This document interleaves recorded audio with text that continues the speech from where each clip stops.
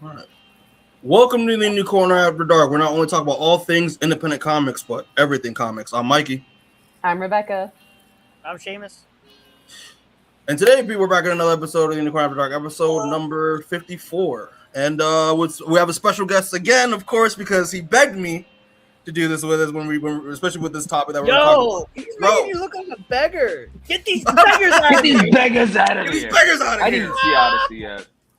Oh, man. You should. It's good. It's good. You know what? You could just see that Robert Pattinson clip and you got everything. Yeah, You get it. But Roman, man, thanks again for joining us again, bro. We appreciate you. Thanks for having me. I'm gonna make it hell on earth later. But yeah, people, if you haven't checked the title, of course, or the thumbnail, what are you doing here if you didn't? But we're gonna be reviewing Spider-Man: Brand New Day, the newest, most anticipated movie of the summer. To be honest, the next Spider-Man movie with Tom Holland and Zendaya and Jacob Batalon and a bunch of other people, and directed by Destin Daniel Cretton, who did Shang-Chi, which I think is a nice thing to add there because love Shang-Chi. Where's Shang-Chi 2? Shang-Chi 2? I don't know. It's a good question. Also, of Wonder Man fame as well, because he was the showrunner and co-creator of Wonder Man. The late, great Wonder Man, because The late, great Wonder Man, folks. They killed Wonder Man, folks. They killed Wonder Man. They killed him. He's buried. They killed him because of All right. So we'll get right into it. But first things first, as always, if you've been rocking with us for a while, we appreciate you as always. But if you're new to us, or you're just finding us for the first time, please just real quick, leave a like on the video and subscribe. Also go in the comments. What do you think of Spider-Man? Did you watch it? Did you manage to watch it? The reason why this is late is because it took me around 2 weeks to get a ticket with a good seat. I saw it in the Dolby theater at the AMC that was 40 minutes away. So it was worth it. So yeah, we'll just get into it. So all right, guys. Obviously, first things first, we want this to be, for people that haven't seen it, we'll give us our overall thoughts. So that's gonna be our non-spoiler review. Whoever wants to chime in first, what are give me your overall thoughts of Spider-Man: Brand New Day? Actually, no, Ro, since you're the guest, you can go first. Non-spoiler review. Everything I liked about the movie happened in that 5-minute montage. Wait, say that again one more time, bro. One more time. Everything that I liked about this movie happened in that 5-minute montage, or in the promo, as for the non-spoiler aspect of that, because it was all in the promo. Okay, so not a fan. Not a fan. 7 out of 10. All right. Okay. Average. Very painfully average movie. Okay. All right. Rebecca, what about you? Well, I'm going to have to disagree a little bit because I really liked it. I thought this was the best Spider-Man we've had in a while. I definitely think it's the best of the Tom movies. Mm-hmm. And I thought it was very refreshing. It's been a hot second since we've had a Spider-Man movie, and I was really excited watching this. All right. Seamus? I liked it. I did like it a lot. I think it is the best Tom Holland Spider-Man movie. I don't think it's the best Spider-Man movie. I think it has issues, but I appreciate what it's trying to do far more than it tries to do some stuff and not all of it works, but I appreciate it making all of those attempts because they're far more interesting than a lot of the attempts that John Watts was doing in those first three. Because I think John Watts played those first three movies very safe. And that's why they're enjoyable, but that's also why I don't really go back to them because I'm yeah, I kind of know it's there. Whereas this, I'm a little more appreciative over the attempts that Destin Daniel Cretton makes to at least give it more of a character-driven vibe rather than just we're gonna throw Spider-Man at you and Peter's gonna be oh, and you know what I mean. Whereas this is nah, they're one and the same. They have the same issues, so it's a little more interesting. I did enjoy it a lot. I would say for me it might be an 8.5 out of 10. Just for, okay. I think that's where I'm landing. Maybe a 9 on a good day, but I'm kind of feeling 8.5 when I think about it because I do have some issues, which we'll get into. But. Okay. I'm kind of in the same boat with you and Rebecca. Sorry, Ro, but I'm I, not here for validation. I'm here I to preach. that's fair. That's fair. But I really love this movie. I definitely think it's the best out of the John Watts Homecoming trilogy for sure. Again, like what Seamus said, like he really did try to play those movies safe. Um, but I think this is, in my opinion, I think this might be the best live action Spidey we've ever gotten. And I'm saying live action simply because nothing will top Spider-Verse for me ever. Um, but yeah, I really, because I feel like, I want to just give props to Destin Daniel Cretton real quick, just because I think what he did with Wonder Man that I thought really made Wonder Man great, in my opinion, he took was the fact that it was a very self-contained, grounded story that was more character driven, that had various nods, cameos, or what have you, that kind of reminded you that it was a part of a bigger universe, of the greater Marvel universe. And I felt the same way. I mean, it was definitely more character driven. I felt like this kind of brought Spider-Man more back to, like, the roots of like your friendly neighborhood Spider-Man kind of vibes of like Andrew and Toby, but with like the couple combining that with the kind of like bombastic superhero stuff that we have from like the Homecoming stuff, in terms of connecting reminding everyone that it's from a part of a small universe. So it felt like kind of like a friendly neighborhood Spider-Man, like that Spider-Man, obviously his bubble was within New York, but also reminded that, like, he's a small part of like a much greater superhero world. And I really love that a lot. It really felt like that's how I feel Spider-Man comics are to me when I read them. It's a little bubble, but then but he'll, like, when the Avengers call up, he'll be there. And I really did enjoy the fact that Destin Daniel Cretton, love what he did with the camera, especially because Seamus, we always say this, but like we always say that like Amazing Spider-Man 2 has like the best swinging scenes ever. In terms of like what Mark was able to do with the camera, in terms of the creativity in terms of shots and cinematography as well.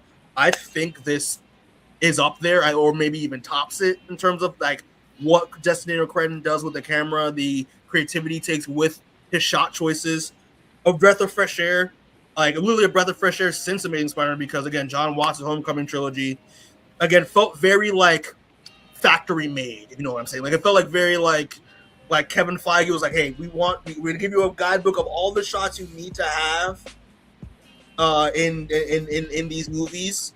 No creativity whatsoever. Sorry, deal with it. Like it felt very safe.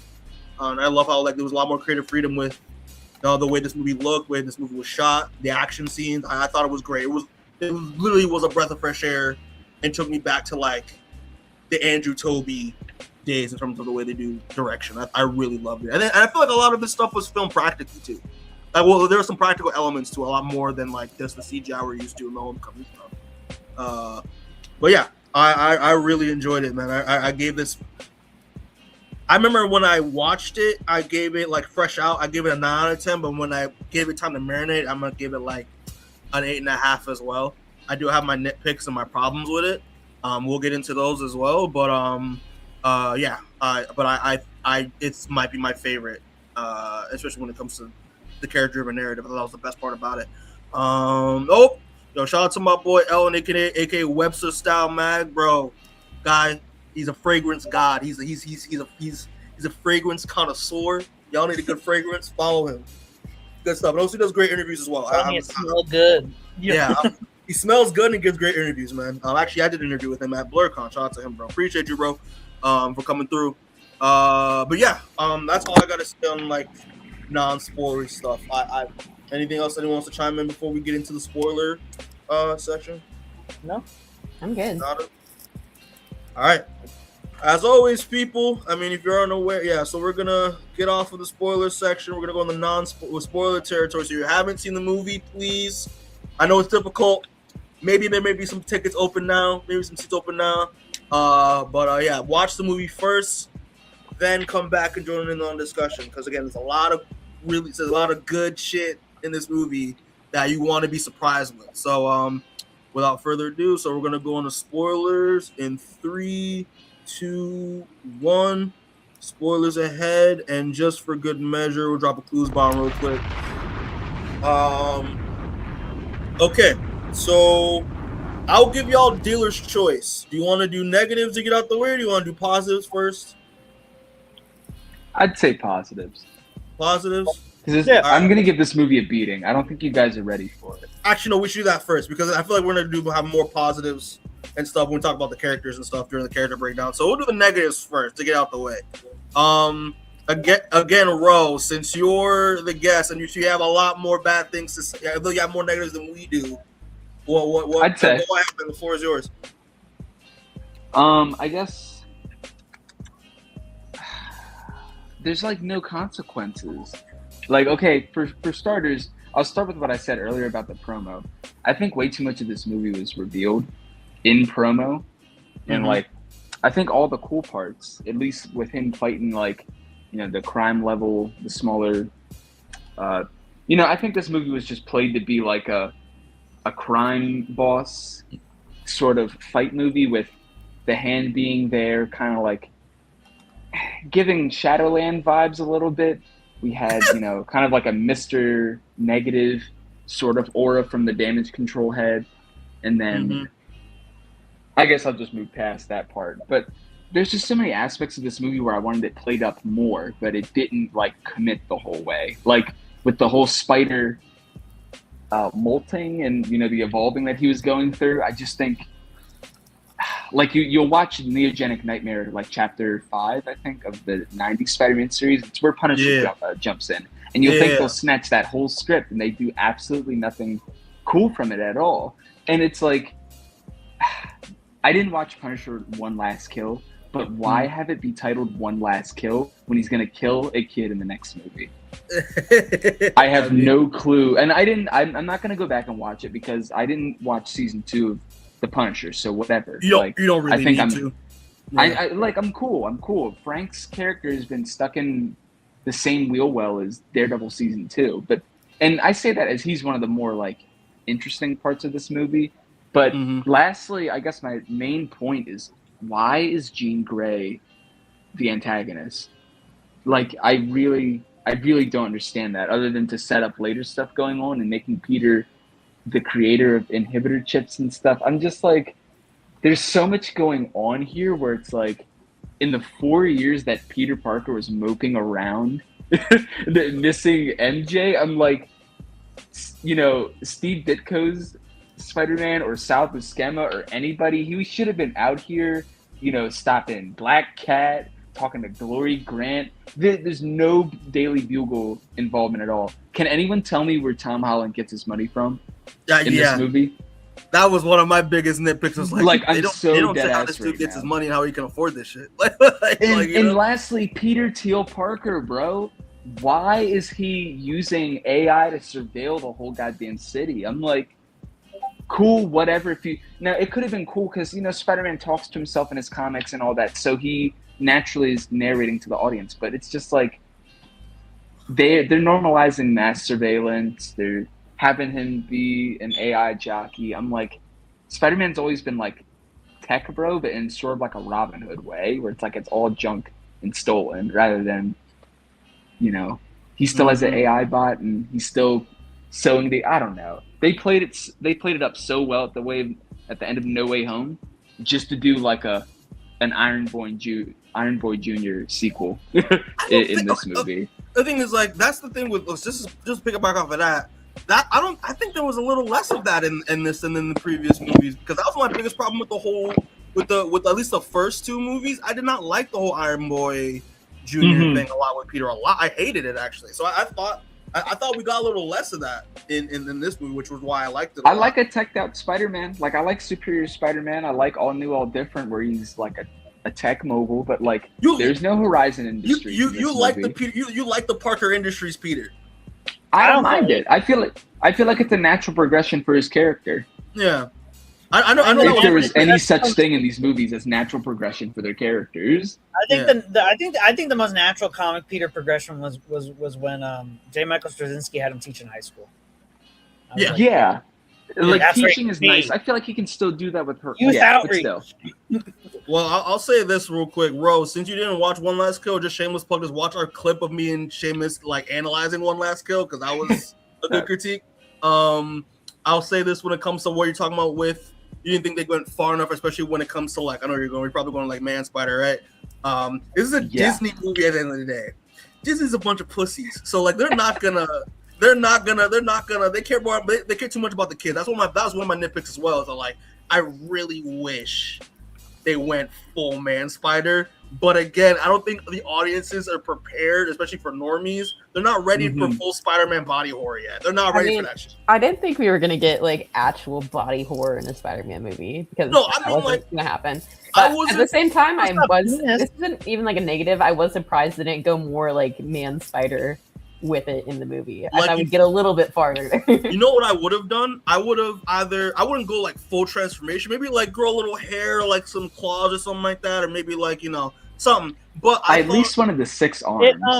Yeah. It felt like they wrote the beginning of this movie expecting that Venom tease from the last one to be available, and then they were told they couldn't do that, so they went, "Oh shit!" and just went Man Spider. Because that's what it looked like to me. This movie felt like a lot of different things. Peter's getting randomly angry, and you're like, oh, that kind of is like what they normally do with the Venom symbiote. With the Venom symbiote.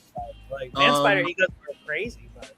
But see, you gotta pick. I'm sorry, you gotta pick this movie by scene because there's cool stuff in that scene, but I also hate that scene too. I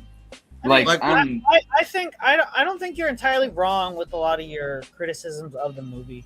I just think that they all stem from the same issue, which is not I don't have an issue with Jean Grey being the villain if they fully leaned into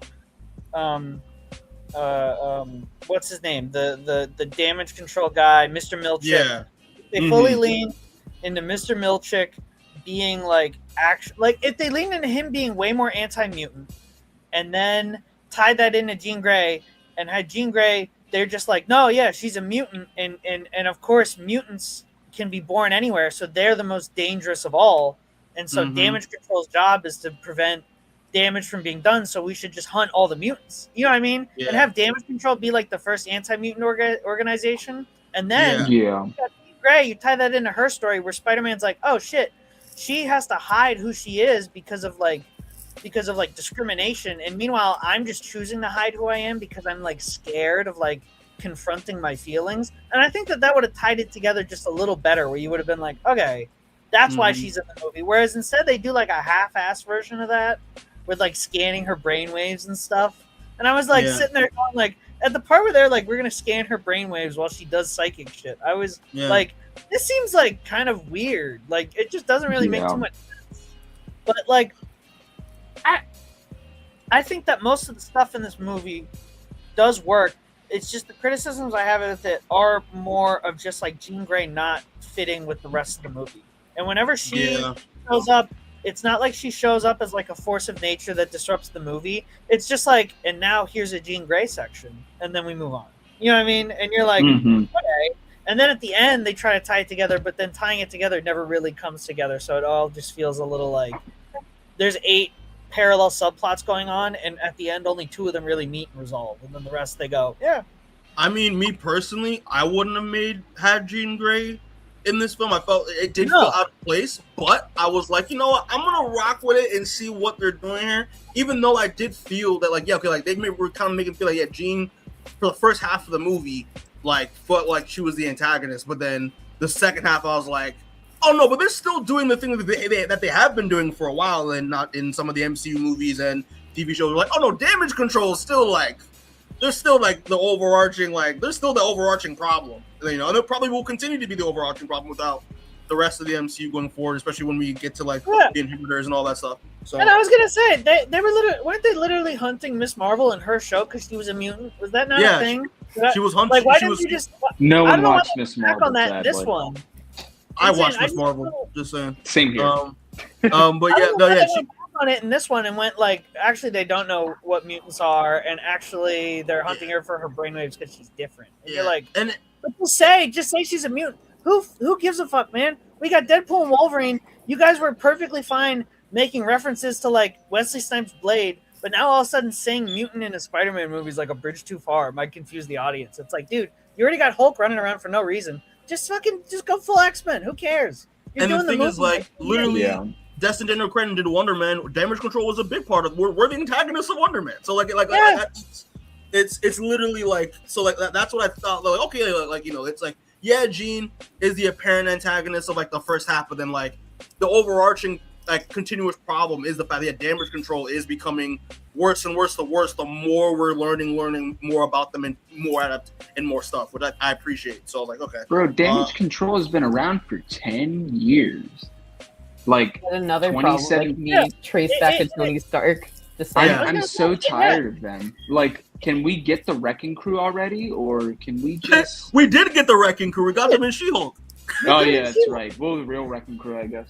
But and I like She-Hulk too. Well, and I was gonna say, I think the damage control being a secret mutant organization revealed in the Spider-Man movie makes sense, given that they were first introduced in Spider-Man: Homecoming. So it's like, why not just like keep, you know what I mean? Why not just? Well, I don't know why they decided to drop the ball with that at this movie. It's like the only part. I think everything else about this movie really works for me. And I really enjoy it, but it's just the disconnect between the villains just don't really make sense. And it is just like a moment where I was like, I kind of wish you either went full X-Men or I wish you just cut her out of the movie and just made it like a standard Spider-Man villain.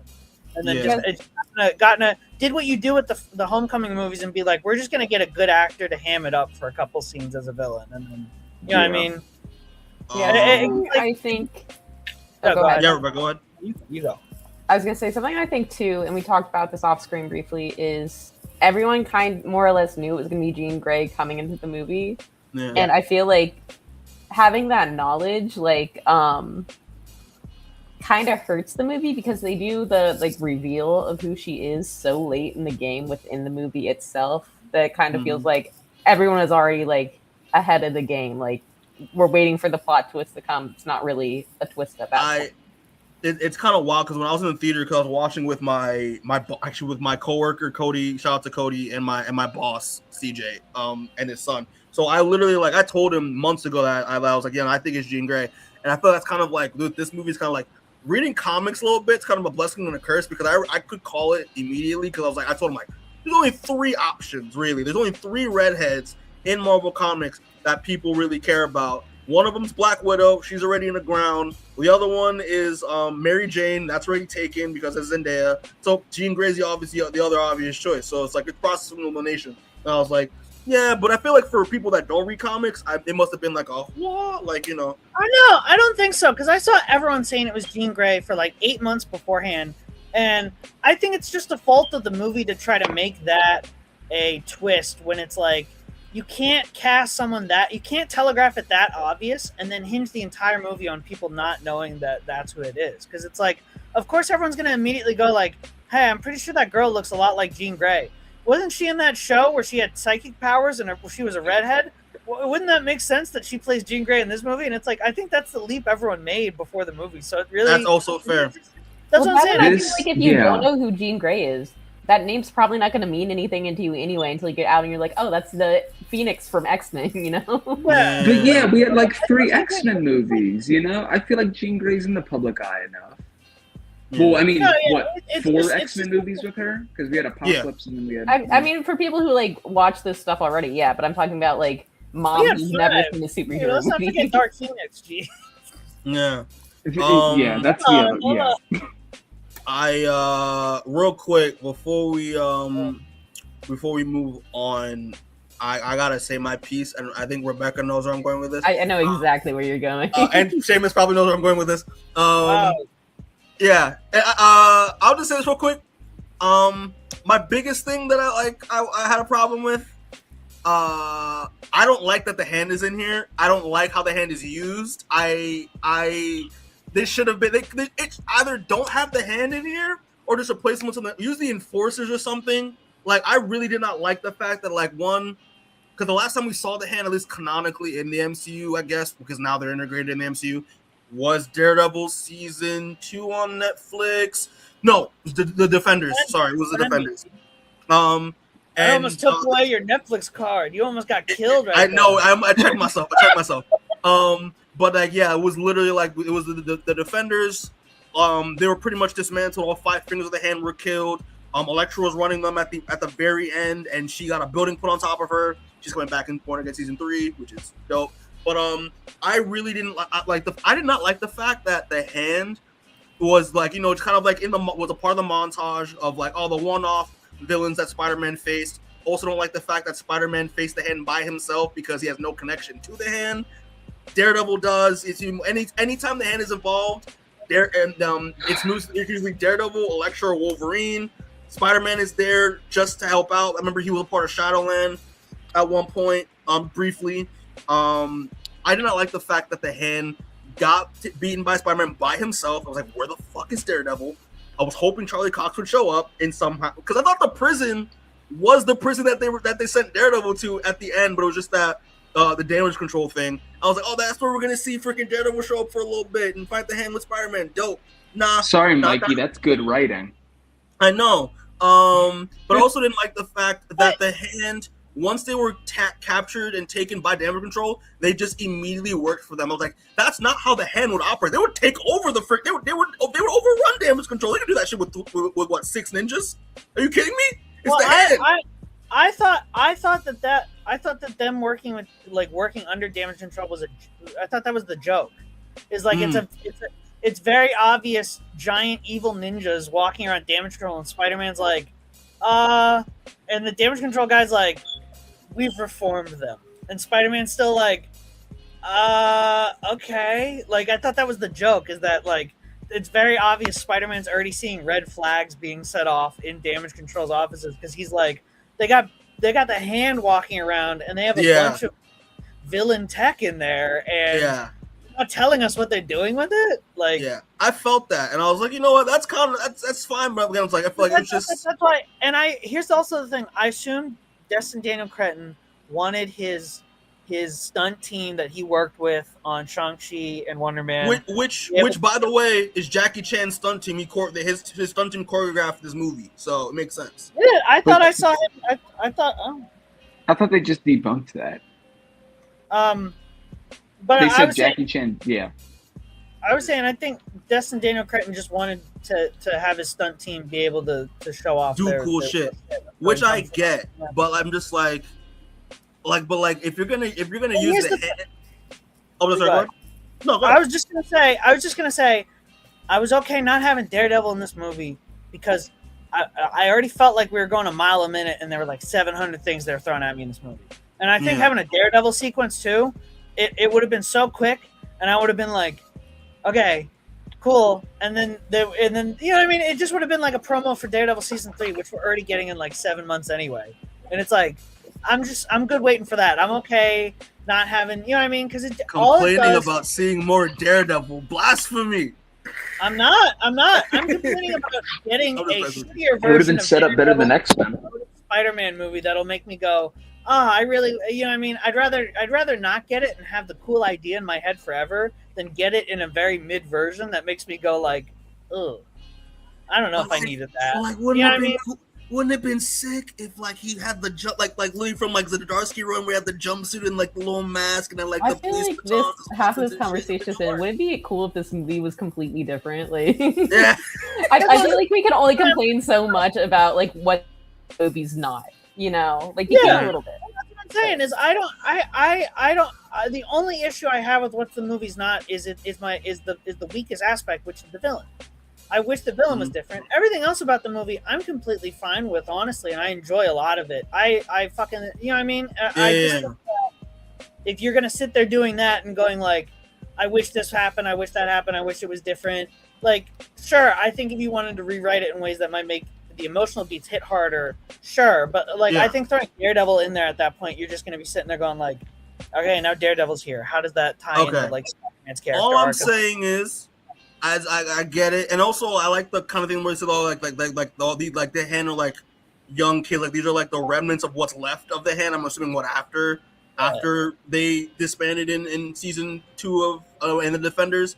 But I'm just saying, just for future reference, Marvel, because I know you're watching, and we know y'all pay attention to our shit and take notes. if there's a resurgence of their hand, Daredevil would know about it. So address this shit in Born Again Season 3. The hand are fucking out there still. And Elektra's coming back, so like they probably hopefully will address that. But that's what I'm saying. They're gonna address it because we already saw Elektra's coming back, so it's like you're gonna hear about it, and then it's probably gonna be like Elektra's leading like a sect of the hand that's fighting the sect that was like working with damage control, and Elektra's like, Matt, fucking help me, and Matt's like, no, I gotta fight Kingpin for the 8th time. But yeah, I just want to get my hand ran out there because most of my negatives is just like some of the gene stuff, the hand stuff, and like all of that. But like that's pretty much all I gotta say. It is the Daredevil fan in me. I had to. It bothered me a lot. All right. Y'all want to move on to positive stuff? On the goody goods? Yeah, sure. I bet. So we'll go on to positives. I think we'll just. I don't know if we just transition straight to characters then. Because I feel like it'd just be easier. I don't know. But yeah, I'll just say. I mean, I already highlighted my positives already in the non-spoiler review. But like again, I love how this story is more character-driven. Love the overall arc, especially with Peter. And yeah, fuck it. We'll just go to characters real quick, just because as a part of the positives. But yeah, we'll just start with the main honcho, the main character, the boy, the GOAT. Peter Parker, aka Spider-Man, played by Tom Holland, and just because one of the things I really loved, just overall in terms of like again focus on the character-driven narrative, I love the fact that this overall theme of this movie was just dealing with grief. Like I love the idea. It's like it's Peter, his life pretty much has changed, pretty much for the worse at after No Way Home. He's pretty much at his lowest. The fact that Aunt May's passed away, the people that he loves don't remember who he is. He pretty much has to start essentially from scratch. Brand new day, hence the title. But I love the fact that it's Peter Parker, like at his lowest, trying desperately to deal with him, trying desperately to deal with all the stuff going on himself. To the point where it actually like torn him. We're pretty much torn him apart, like physically and emotionally. Like obviously dealing with the fact that he's essentially dealing with the 5 stages of grief throughout the entirety of the movie, but also the fact that his body is physically changing due to the spider arachnid hormones taking over the kind of man spider stuff. But the fact that he had to pretty much throughout the course of the movie learns to pick himself back up and realize that no matter how hard he wants everything to be as it was before Doctor Strange did that spell, he has to accept things the way they are now. And move on with kind of like a support system. Realize that he can't just move on and deal with everything by himself. He has to have people, pick him up, to help him pick up the pieces, which I really appreciated. And I thought it felt like a classic Spider-Man arc to me. What was that? And I really loved it. I thought Tom Holland did a great job with his performance as always. He really. Especially when going through the emotional tribulations of grief throughout the course of the story. I thought it was fantastic. So I'll say my piece. I'll start that off. Who wants to chime in? Good piece, Mikey. Thanks. I'm gonna just kind of say my positives in this section. The first 20 minutes of this movie hit like crack for me. I loved seeing the whole like him being Spider-Man sequence. I love the contrast between what you were just saying, like him having these like highs as like Spider-Man's and then the lows of just being like depressed, bed rotting Peter Parker. Like I saw someone say like whenever I love Pete the most when he's suffering the most, and I totally get that. Like that's I feel like this film was at its best. Me love some angst, so that was working for me. Yep. I think Tom did a good job in this movie. I liked Peter kind of coming to an understanding, and also like about like everything that happened. And I also like and we'll talk about this later with like Zendaya's character coming to understand that he was like doing this to himself basically. Like you didn't have to be alone. He had friends that, or people who were his friends that would have like understood to a certain extent. Exactly. Yeah, for sure. Seamus, anything you want to say on any positives in general, just about Peter? What are your thoughts on the performance? I'll go after Seamus. All right. I think that this was Tom Holland's strongest performance as Peter. I don't think it's I don't know if it's. I think it definitely is maybe the most accurate I've seen Peter in a movie. I think Tom Holland does a really good job at making Peter seem like a dude. You know what I mean? He seems like a regular dude. I like Toby a lot, but Toby a lot of the time leaned a little too hard into like, oh, which I'm like, okay, you're doing a really good like I'm doing like a really comic performance, but like Tom was like actually like I'm doing a dude. I'm playing a guy. You know what I mean? And I think that's what makes it just feel a little more accurate to me. I think it was his strongest performance. I think Peter's arc in this movie is the strongest one he's had in any of these movies, just because he gets more to do, both in being like accosted by Jean the entire movie and also trying to figure out what's going on with him and his body and his life. And it's like everything's going wrong at once, and he's like, I don't have anyone to like talk it out with or even figure it out with. And it's like that to me was just really interesting and compelling throughout the whole movie, because he does have some people, but he always keeps them at arm's length, and he's like trying to let him in. But then there's this villain, and that's why I kind of like Jean Grey as the idea, because the idea that Peter is keeping his circle at arm's length, but Jean Grey is someone who can like get into your circle whether you like it or not.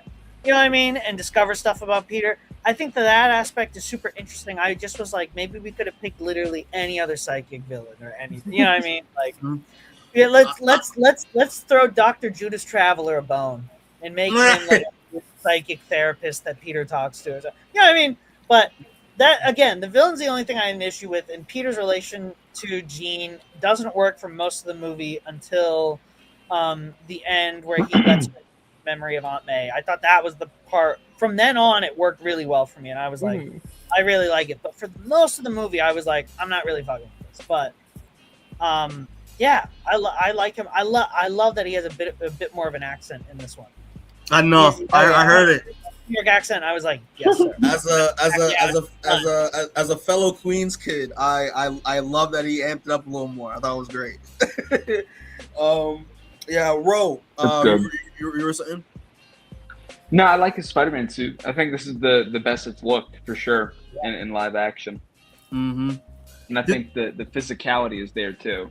Did they lose some of the gloss in the in the blue parts? Oh, for sure. Like, No Way Home. Yeah, I feel like they did. I don't know.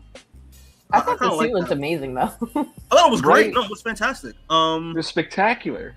It was amazing. It was web of. But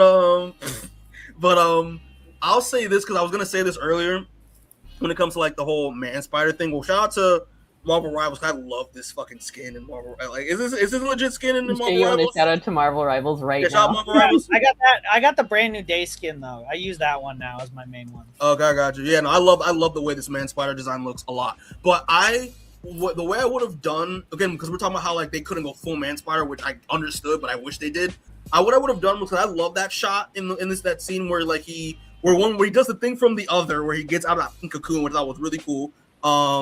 Goes to his apartment, and he figures out that like his whole apartment is just like in disarray. There's webs everywhere, and things are destroyed and whatnot. I thought it would have been a good idea. Okay, if you're not gonna go full man spider, that's fine. I thought it'd be a good idea. Like he has cameras in his apartment. What if he just turned them on, and we saw like a brief like scene on his computer of like what he was doing like while he was unconscious, and probably him being all more animalistic and stuff. I thought that'd been a really good like make man spider light.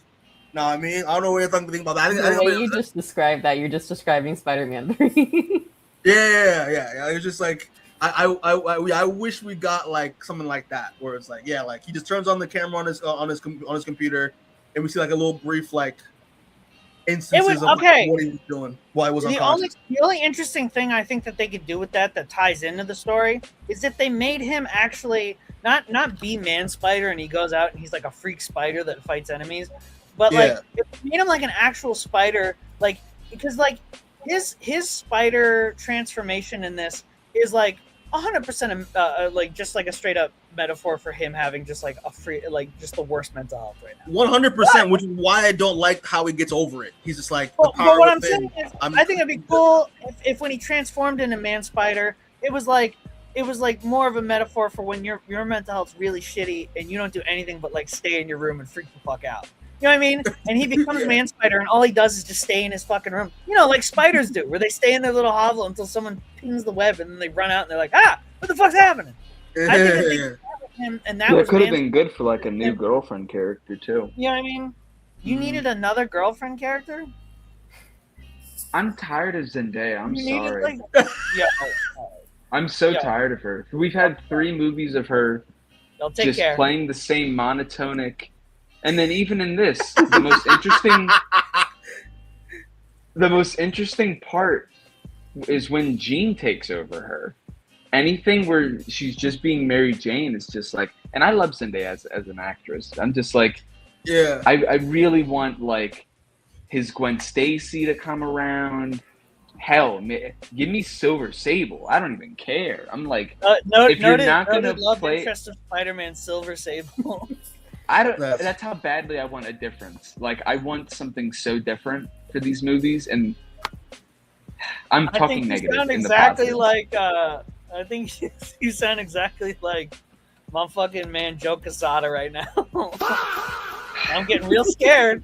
To appear right next to you, Mikey. Can you move my camera so it's in your spot, so I'm one away from him? I don't need to be associated with this. Oh shit! I can actually do that. I didn't even know I could do that. I can do that. Yeah. Oh shit! No yeah. I can drag anybody up and down. There's like, if we're still talking positives, I'm really grasping at straws here. Interesting. But I'll really try. I think the physicality is having fun. Like, it kind of sounds like you didn't like the movie for what it was, and you didn't like it for what it isn't. Instead of just going like, because it kind of sounds like, like no offense, but it kind of sounds like you're like, I wish it was more of this stuff that isn't in the movie, or this stuff that isn't in the movie, or this stuff that isn't. Well, what is in the movie? That's what I want to ask. What about in this movie is Spider-Man? You know? I think what's in this movie is Spider-Man is Spider-Man trying to balance the idea that his personal life has to lay at the sacrifice of his responsibilities to be a superhero. And this entire movie is about him reconciling the fact that he does not need to kill himself over the responsibility it takes to be a superhero, and he can let people into their life because other people are just as capable as him. It's why Punisher's in this movie. It's why Hulk's in this movie, because they're superheroes who have a lot of fucking issues, but they can still take care of themselves. And Spider-Man is realizing, oh shit, they ruined Hulk's life, let me say. You know what I mean? Punisher fought the Hulk with me. He's capable. Why the fuck can't Mary Jane be okay with randomly being taken by a villain every once in a while? Because she's always going to end up fine. Because Mary Jane even says, she's like, no, dude, I never really gave a shit about that. That part made my life fun. You know what I mean? And I think that character arc in this movie really works when it's centered around Peter and Mary Jane. And all those scenes of him wanting to get close, but purposefully keeping himself back. And then mirroring that with Jean Grey, who's forced to keep herself back, but constantly wants to be close with someone else, but her sister's fucking dead. You know what I mean? And I think marrying the Jean Grey side and the Peter side would have made the movie stronger. But I think as a whole, Peter's arc is satisfying in this movie because at the end, he helps someone, and in helping someone, he realizes that he can let himself be helped by himself. You know what I mean? Yeah. He listens to his own advice at the end and is like, Aunt May's right. Like, they are gonna fuck with me, but like, that doesn't mean that I shouldn't be alone, and I shouldn't, you know what I mean? I should trust my people in my life to tell me when they've hit their limit instead of deciding that. And that's why I meant with like when my little tirade in the beginning, where it's like, yeah, Peter learns to pick himself up, but not just by himself, but other people helping him pick up the pieces with like an actual support system. Allowing to let his friends let himself into like his friends, essentially like their new lives. You know, just to make sure that he doesn't have to go through this alone. I thought it was fantastic. I thought it was a great arc for Peter Parker. Yeah, and the fact that he was like sitting there on his phone, just like watching them for like 4 straight years, and just only doing Spider-Man stuff, and then coming home, and instead of having any kind of friend group or relationship, he just watches his friends have fun on the phone and just passively sits there for 4 straight years, and then is wondering why his spider sense is going haywire and he's going crazy. And it's like, dude, you spent 4 straight years blasting yourself with like the worst mental health choices you could make, and now you're confused as to why your body's freaking the fuck out. You know, and I think Man Spider would have driven that home though. I think because then it forces him to pick Spider or Man. Yeah. Well, I mean, I feel that they should have gone for Man Spider. I think like it definitely would have helped to like ham in on those themes, but it's not about the Man Spider thing. Isn't a representation of him going full Spider-Man. It's a representation of him obviously ignoring the idea that he isn't okay. You know what I mean? Mm-hmm. The Man Spider thing is his body now, because his mind for 4 straight years was telling him that he wasn't okay, and now it's gotten to the point where now his body's telling him, hey man, I'm freaking the fuck out. And it's not like if he let that happen, he would go full Spider-Man. If he let that happen, he'd probably kill himself, because he wouldn't be able to function, because his spider senses were going so haywire, he couldn't even like stand outside for a second. You know what I mean? And I think then he solves this problem with tech, though. Yeah, and I think that the tech thing is the him leaning on like a crutch that he used to lean on that doesn't work anymore. Yeah. He used to lean on Tony to be his mentor. He used to lean on tech so much, and now he leaned on it, and it wasn't the thing that he was supposed to lean on, because he's supposed to lean on his friends, and that's why the tech thing fucks him over, and it might fuck a whole bunch of other people over, because Peter realized that he has this great power of being a smart kid, but he wasn't using it responsibly, because he was using it to try to remedy his own situation by being like, what's the quickest and easiest fix, instead of going, what's the right thing to do? What's the right thing to do? He was like he was trying to find shortcuts to make his life more convenient for himself without having to actually come to face with what he's actually going through. I thought that was he was doing the technological version of letting the robber walk through the elevator and being like, well, that's the easy and safe thing to do, instead of going, what's the right thing to do? And the right thing to do was for him to go like, okay, let me be truthful with my feelings for Mary Jane. Let me be honest with everyone and let them make the decision, because at the end of the day, it's their decision. And instead of that, I don't think he was truthful with Mary Jane, though, because he left that letter out in the open unknowingly. That's the point, is that he wasn't truthful for Mary Jane the whole movie. And it's through him fucking up and being too focused on himself that she finally finds out. And that's why she doesn't fuck with him anymore. And she's like, because if he did tell her, she might still feel like a little bit of love for him. But her finding out in that way makes her go like, dude, I don't know you. I don't love you. You're not telling me anything. And it's kind of freaking me out a little bit. Like, I trust you, but like, I found this out through like looking at a random note left out instead of you coming to me as like an adult, you know? Yeah. And I think that's why their arc works so well, because Mary Jane is a fully formed character who's like, hey, I can make my own decisions. I'm like a fully grown adult. I would have preferred to be in your life, but since you made that decision for me, now I can't really be in your life in the same way, because like you made that decision for me, and that kind of sucks, you know? And that's why they're always going to be, now that he's gotten closer to her, they're going to be together, but they're never going to be really together, because it's like a more interesting version of One More Day, because there's no devil involved. There's none of that bullshit. It literally is just Peter's like decision he makes as a scared child leads to him suffering as a grown adult. And I think there's a little bit of bullshit in there, but that's from the other. Yeah, it's a tiny bit of bullshit. A little bit of bullshit in there, but it's a comic book. There's gonna be a little bit of bullshit everywhere. Yeah, there's gonna be a little. You gotta love the bullshit, Rebecca. Yeah, but it comes with the territory. I know. I think that in this movie, you can argue for any of that not working, and for any of that maybe not hitting correctly or being a little messy, because that's what I'm saying, is that I think that the connection to Jean Grey is the messiest part of the movie, but I think that Peter's arc and that what's in this movie does work for who Peter is and who he has been in the MCU. Yeah. You know what I mean? Because like him, it doesn't work for Jean Grey though.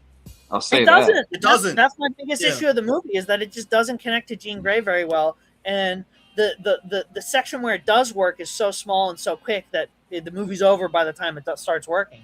And I didn't even know Jean Grey had a sister for real. I didn't know either until I had to look it up. She does. She doesn't matter in the comics. And, and we can talk about Jean Grey when we get to her, because I have a lot of it with how they adapted her anyway. But I do think that what's in this movie for Peter gives him a lot to do and is very interesting for where they want to go in the future. And like I said, real quick, about that, about him doing the AI surveillance thing, I think that that's super interesting for a Peter Parker who was raised directly in the shadow of Tony Stark. And I think that it's a part of him not really being the best Spider-Man, because he is like I said, he's making the inhibitor chip. He's using AI surveillance on like thousands of New Yorkers. Because even Gene DeWolf in the fucking movie is like, "Hey man, that don't really sound too illegal," and he's like, because the last 4 years he's been skirting not responsibility, but he's been skirting consequence and being like, I don't have to talk to Mary Jane. I'm just gonna watch her on Instagram and then never deal with that problem. And I think that bringing up those problems, I hope that they do. He's been skirting consequence a while though, but we're still in positives and for real. We already did negatives, man. If you got anything to say, you can mix in some bad stuff. Don't worry about it. There's burning a hole in my pocket. He loses Mary Jane permanently. Like, he's not with Mary Jane anymore, and that's the biggest consequence for him. Is that he's like, I fucked up last movie, and now my life's permanently different forever. Yeah. Yeah. Pretty much. Yeah. You're right. Yeah, we gotta move on. Because that's a good wrap up. I don't think we have to move on, dog. The movie's called Spider-Man: Brand New Day, and we spent the bulk of it talking about Spider-Man. I mean, yeah, but like, the other characters to fucking go through. Don't fucking play Cole. Oh, we gotta move on to Punisher. We gotta talk 8 minutes about. But that's how the movie was moving. That's how they were doing. Mikey, pull Punisher slide. I know you got it loaded. That is not how this movie was moving. Peter was on screen for so much of this movie. Yeah, Peter was 100% on screen, but Spider-Man wasn't. Yeah, okay. That's how Spider-Man comics work. You read a Spider-Man comic, you're getting 80% Peter, 20% Spider-Man. Yeah. At least the good ones. I'll say that. I like the attic. I liked him moving into the attic. I liked him being awkward with the girl. I still don't know what this man does for a living, and that's an that was one thing I also bothered me is like they didn't tell us how this man makes money and can afford some of this stuff. No, and I'm assuming he just gets some kind of superhero check. They gotta have some shit like that. He gets residuals. I didn't need that part because the whole point is that Peter is so closed off that he doesn't have anyone. So it doesn't make any sense for him. It doesn't make any sense for him to also to be like Peter, like, because the whole setup for this movie is Peter doesn't have anyone. And then I think the idea that then to introduce a whole workplace with a whole bunch of other characters that would but like I don't think that's a new trope for Spider-Man though. Spider-Man's always said he's never had anybody. And then you kind of look at his his gallery of people and they're all talking about him positively while he's stuck in his head. I feel like he should have had a whole new gallery of people. Like, he should have been kicking it with Flash Thompson. This should have been Spider-Man being an absolute shitbag. God bless you, Ro, but you're again talking about what's not in this movie. Into Man Spider and then figures out that people care about him and he goes back. I don't know, guys. Shamey, what are you going to say for real? All I'm saying is, again, you're talking about what's not. You're like bringing up Flash Thompson. I'm like, listen, man. I would have loved to see you. A Spider-Man character. You don't gotta twist my arm to get me some. Who's Metzger? Right? Who's Metzger in the comics, though? I don't know who Metzger is. I know who Flash Thompson is. William Metzger is like one of the staunchest anti-mutant activists. He's like right under. Should have been Stryker. He's like right under Stryker. But they couldn't use Stryker. Just use Stryker. I think but I think they're saving Stryker because I think that using Metzger as the head of the Department of Damage, because Stryker was I think that they want to go the preacher route with Stryker and they don't want to make Stryker a military guy again, so they're taking Metzger, who was always a politician who was anti-mutant, and just making him more of a bureaucrat guy, which I think is okay. I think it's a fine switch. Also, I don't want a black Stryker personally. That would really bother me. Yes, I need the whitest motherfucker. Disney would do it. Craziest church preacher. I need Danny McBride from the Righteous Gemstones to play a racist. Danny McBride as Stryker would be. Danny McBride as his character in the Righteous Gemstones, but they just make him so racist. I would be like, I'm in. You got me. But again, I think that for the story that the movie was trying to tell, I think that it was successful in a lot of the stuff that it put up, and I think that it successfully communicated that Peter is alone and it's his fault, and that it's also his responsibility to get himself out of it because there's no one else. And when you're an adult, there's no one else coming to save you. You got to do yourself. You know what I mean? And it's like, it's nice that you need a support group, but you also got to build that support group yourself. And I think that him starting out, you know what I mean? Because I was never watching this movie going like, it's a who changes the tires on the Batmobile argument. Where it's like, how does Peter Parker get his money? You know what? He probably door dashes. That's a funny idea in my head. You know what I mean? Well, first off, before we even say that, I agree. I'm gonna just put this real quick because I agree with what you said. Bars, nigga. You know nothing about that. I would say this though, Seamus. I would have minded like a little 30-second scene of him just going on a work clip to see a logo of something, and then just that's it. Like I just wanted like this like. Oh yeah, Sam Raimi would have done it, but unfortunately, you gotta it's an issue where it's like, do you wanna? What parts of the movie do you want to cut? Because this movie was already almost 3 hours. Oh yeah, you know what I mean. This movie was already almost 3 hours, and I feel like I just think we should see the working class's hero's job. Like the working class heroes should be working.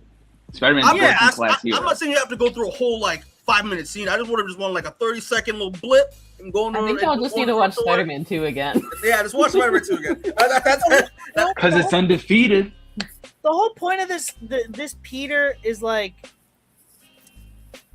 Because this Peter really was only working class in like one scene, and that was in Civil War. You know what I mean? When he's dumpster diving, and the rest of the movie, the rest of the series, he's not really as working class. And I think that it is more of a mark on the way that Kevin Feige decided to take the character in that direction of being an Iron Man Jr. than it does say about Destin Daniel Cretton not putting in a scene where Peter works. You know what I mean? Because I think this is Peter that works as like a working class, or at least is shown to be working class, just because like Marvel, Kevin Feige as a producer isn't interested in that, and I think that that's a mark against Kevin Feige as a character. But I think that with the character that Destin Daniel Cretton was given, I think that he does a good job at illustrating that Peter is, not on the same level of the Avengers, and he's not on the same level as those other characters, and that is one stand-in for a lot of the other scenes you get, so that way then they can put in more of like Punisher and the Hulk and other interactions. Because I think that this movie was less about, Peter's arc was important, but I think it was also as important to show Peter's place in the world too. You know what I mean? And I think that if I wanted some great scenes of Peter working a minimum wage job, I'm never going to get any better than Sam Raimi, and I'm just going to go back and watch those movies. You know what I mean? And it's okay for the Spider-Man thing to give me something different every time, because in the comics, a lot of those runs give you different stuff, and some of them are good for some reasons, some of them are bad for some reasons, but a lot of them give you different shit. You know what I mean? Kraven's Last Hunt doesn't have any scenes of Peter fucking running around at his minimum wage job, but that's like one of the best Spider-Man stories of all time. You know what I mean? And I think it's important to show that he is a working class dude, but I also don't think it's integral to every single time, where it's like, I need the same beats every time because it's who Peter is. It's like, I kind of know who Peter is. Okay. That's it. Yeah. Like, go ahead and rock with it. Move us along. Mikey's like cutting us off talking about Spider-Man. It's like, talk about Spider-Man, man. Other characters to go through. I'm not, but I do agree with you though. Like it doesn't necessarily need to be shown, but I mean, I personally would have. And I'm not saying I wouldn't have liked to have seen that. I'm just saying for this movie, for how long it already was and how much shit was already going on and how much shit they were already kind of not getting right, I wouldn't prefer to stuff more shit that has more of a chance of also not going right, and then me still being mad and then having to watch it for 45 minutes of like, well, I don't think we've ever seen his job. I think that's what the point. That's what I'm saying. We never see what he does, but I never watched the movie going like, what does he do? I was always just, because they throw so much shit at you that I'm like, I'm never sitting there questioning. Like, if I questioned it, then I'd be like, okay. But what's the shit that they're throwing at us? They're throwing at us the same two characters that he's obsessed over for 4 movies, right? Because we're in and not even just 4 movies if you're counting those Avengers flicks. So it's the same supporting cast. He's not doing anything different with his work. He's not even fundamentally changing, really. I mean, like, he's just spidering around, like we've seen that, probably more successfully in Homecoming. And then finally, it's like, what? There's you still think no. The spidering is better in Homecoming? No, I think this movie does do. You just said it was better than Homecoming. I heard you. That Homecoming's better than. I think I want to give Homecoming a little bit edge over this. I'm not gonna lie to you. Wait! You think Homecoming's better over this? I think it executes some things better. Okay. At least we get a main Spider-Man villain. I think it's not better, which is like every time we push back a little bit, you're like, well. No, let's run it. Let's run it, because let's say Homecoming is better. The part where Spider-Man was swinging around the city and helping people. Yes, that was great. Also, the fight scenes in this movie with Spider-Man, I think, are really good. I love the one where he fights the guys at that damage control. That was a really fun fight of him just like. I like when he holds the boat together. Granted, he gets help from Iron Man directly after, but he tried. Like, I don't know. I think you're ready to separate you two. We're gonna have to segregate this podcast. I ready to separate you two. It's too much. But yes, we gotta move on, guys. We gotta move on. Please. All right. So it's like the first time Mikey's ever made us move on. I know. I got my just like. I also want to test this out, see if this works. Oh shit! Look at that. Oh! Okay. That's what I mean. Okay. All right. Well. Real quick. So the next batch of characters, MJ and Ned, played by Zendaya and Jake Batalon. I mean, we went a little bit with MJ a little bit already. Just real quick with Ned. I don't really have much to say on Ned. Only thing that Ned I think really serves is the fact that like the Spidey tracker exists. That's pretty much it. When it comes to MJ, again, I thought Zendaya did a great job through the performance. I don't know if I think I was talking with my coworkers about this, but I kind of like that MJ, after she reads the letter, doesn't really reject Tom reject Tom out of her life, obviously, because he ends up, I love the scene where Peter visits Ned and MJ at their apartment, and they're all hanging out, like kind of like a remnants of like the old days a little bit, in this new kind of scenario. But I kind of do like the fact that Peter loses her as kind of a not really punishment, but kind of as a lesson for him from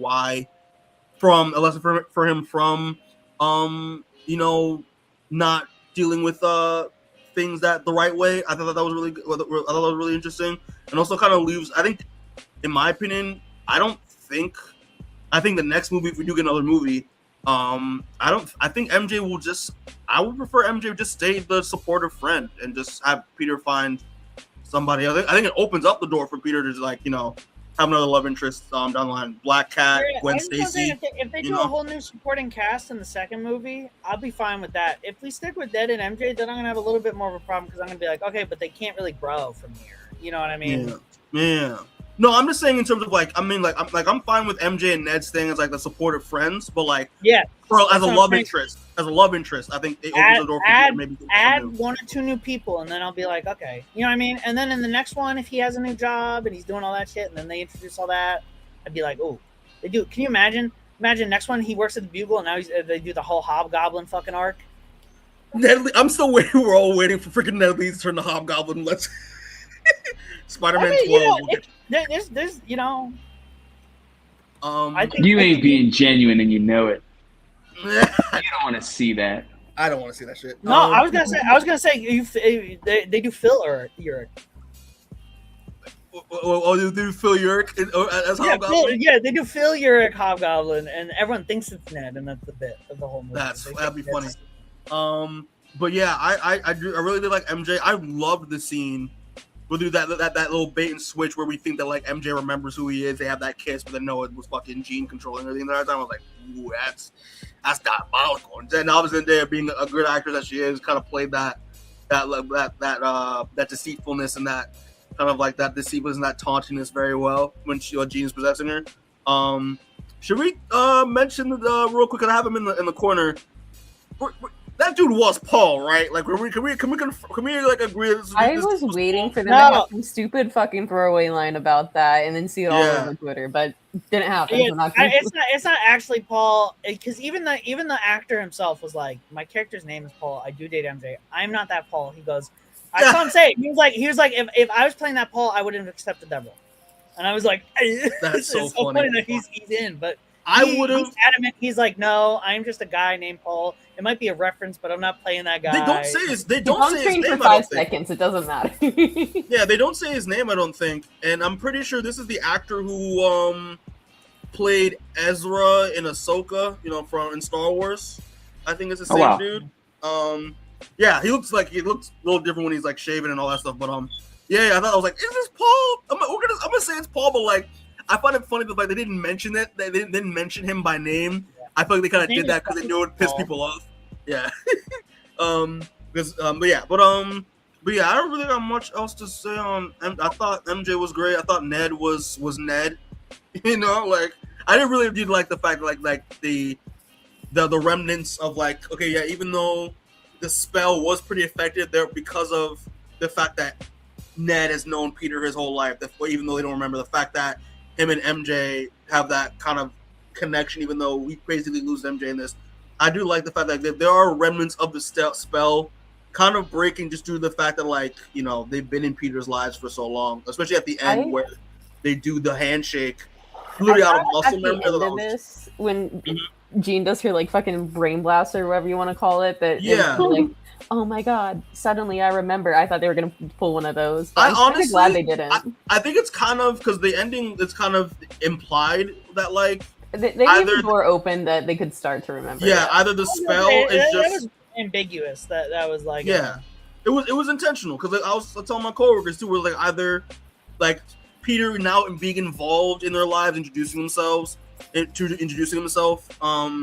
is kind of causing the spell to just naturally break on its own, or Jean, due to the arc of her, like, you know, of her like going kind of like going on this going on her arc at the end of this movie as a way to say thank you for helping her. She may have maybe unlocked their minds, or maybe put Peter's memories into of them into their heads. We don't really know. It's kind of it's left up in the air, which I kind of like. So, but we do see that like maybe we get that one shot of MJ holding her Black Dahlia necklace as like maybe an implication that maybe she is starting to remember things, you know, while she's looking off at the sunset. But yeah, I thought Ned and MJ were good. Especially I love MJ's interaction with Frank. I thought was hilarious. I really enjoyed her moments with Frank and Peter and all that stuff. But yeah, that's all I really got to say, man. I thought that was good. Anyone else have anything to say on Ned, MJ before we move on?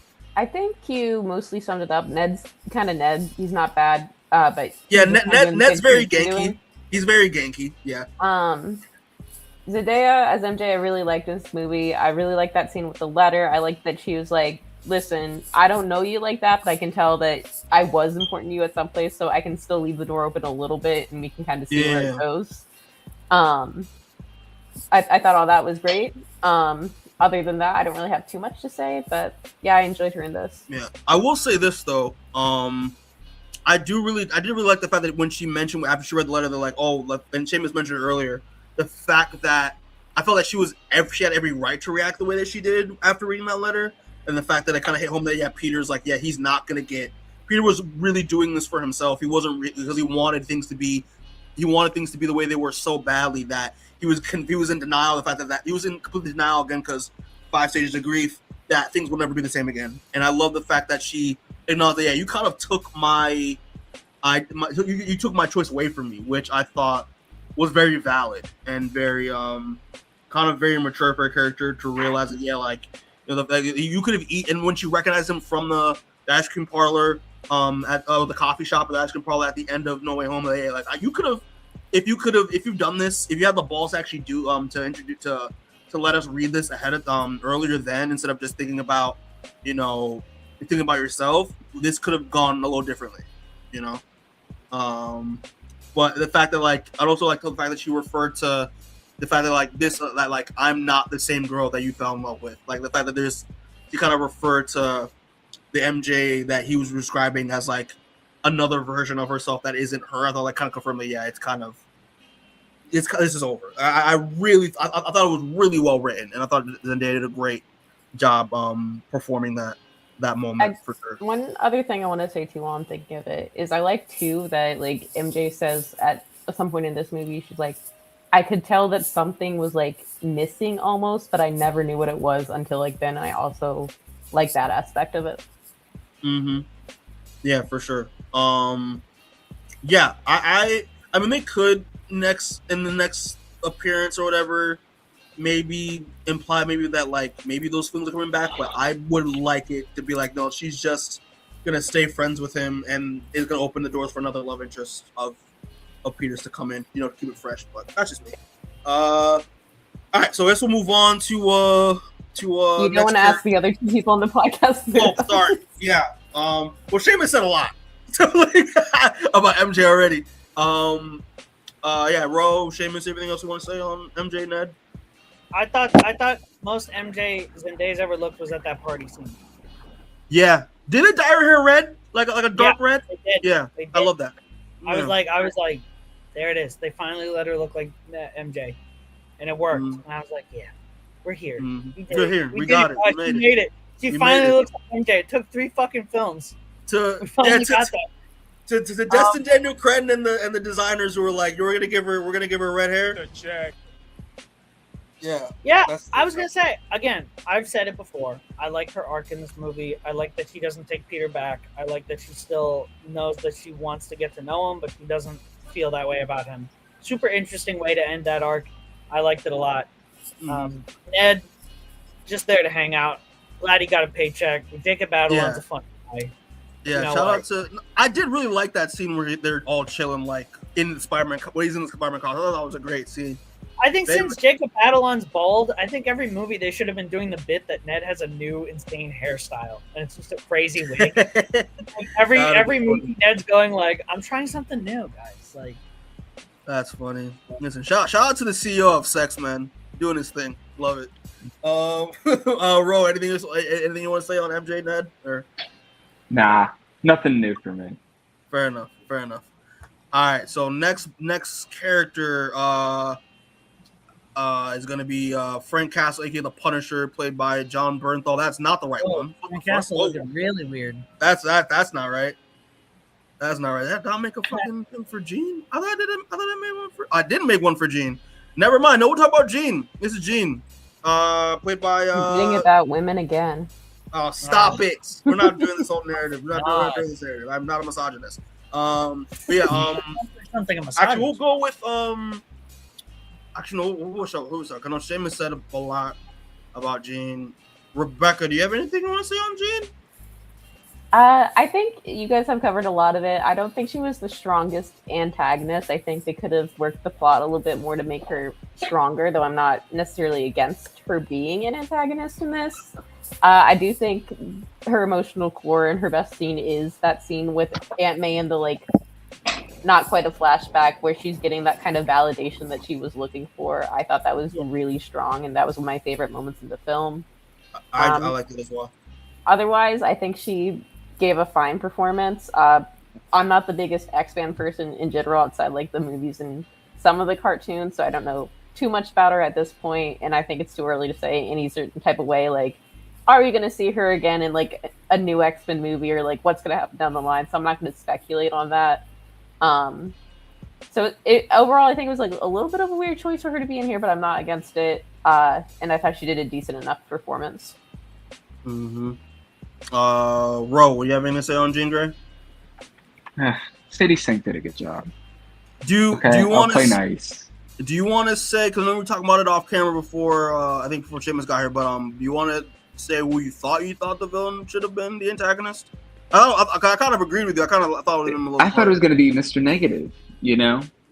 I thought Mr. Negative would have been a perfect substitute here, or even let's do a deep dive and choose Purple Man, right, from Jessica Jones. If anyone remembers that. Purple Man, that would have been insane. I don't know if anyone's ready for Purple Man to come back in a Spider-Man movie. That's nuts. I just don't know what they were trying to do with Jean, having her be this excellent mother figure in X-Men 97, and then have her be this homicidal brat in this movie. Those are two different universes. That's true. Two different universes, but you're so right. She can have versatility for sure, but the only time we see Jean this bloodthirsty is, correct me if I'm wrong, when she's Dark Phoenix, and I don't know. I just didn't feel like it was Jean Grey, really. I felt like it was more like what they did with Rogue in the first X-Men movie. She's kind of angsty, or real quick. Yeah. I said that almost word for word to you, Mikey, in the group chat a couple days ago. Because what I said was, I was like, this doesn't feel like Jean Grey. This feels like an advertisement for your generic X-Men character arc.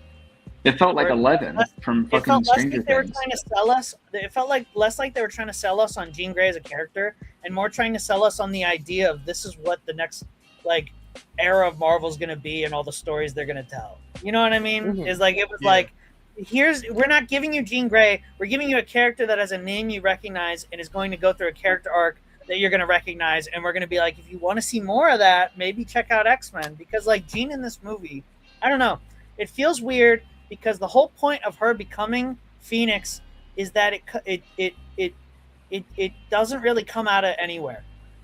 Because the idea is that Jean Grey is one of the only characters who does have like a chill family.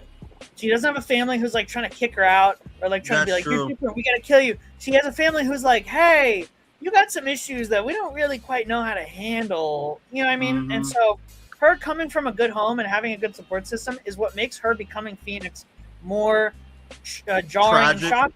Because because it comes out of nowhere and you slowly see it.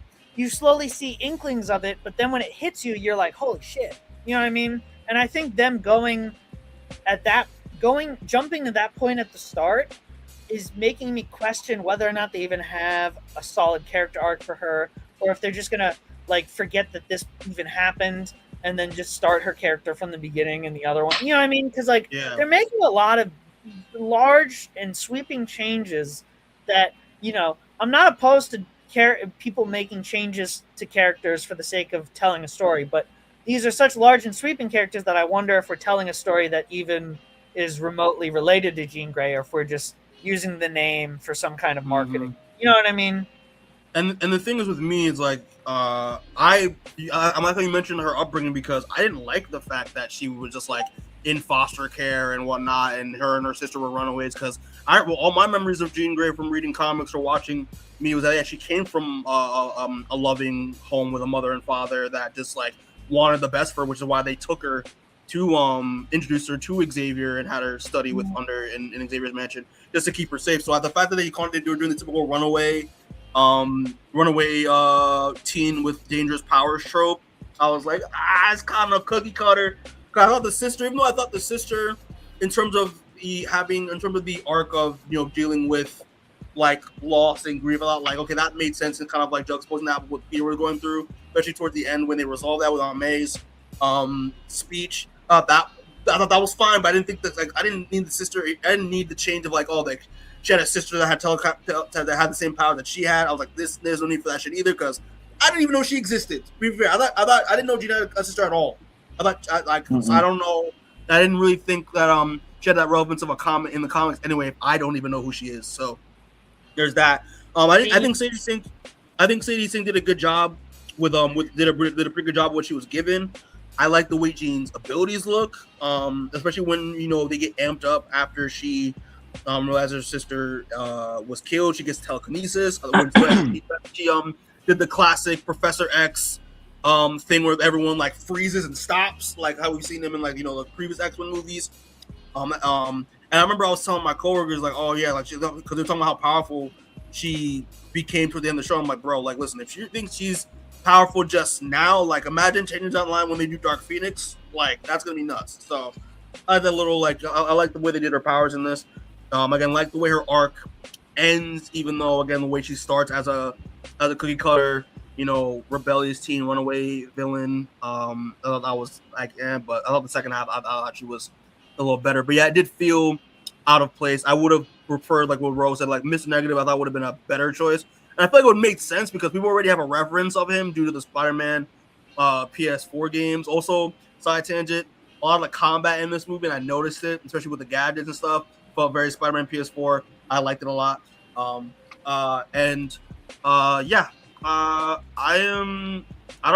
just curious on what they're gonna do next. I mean, we'll talk about it in theories, but but the fact that she just exists as Jean with powers already, you know, you kind of tease the whole mutant thing. It gets me intrigued of like how they're gonna introduce mutants into the MCU going forward.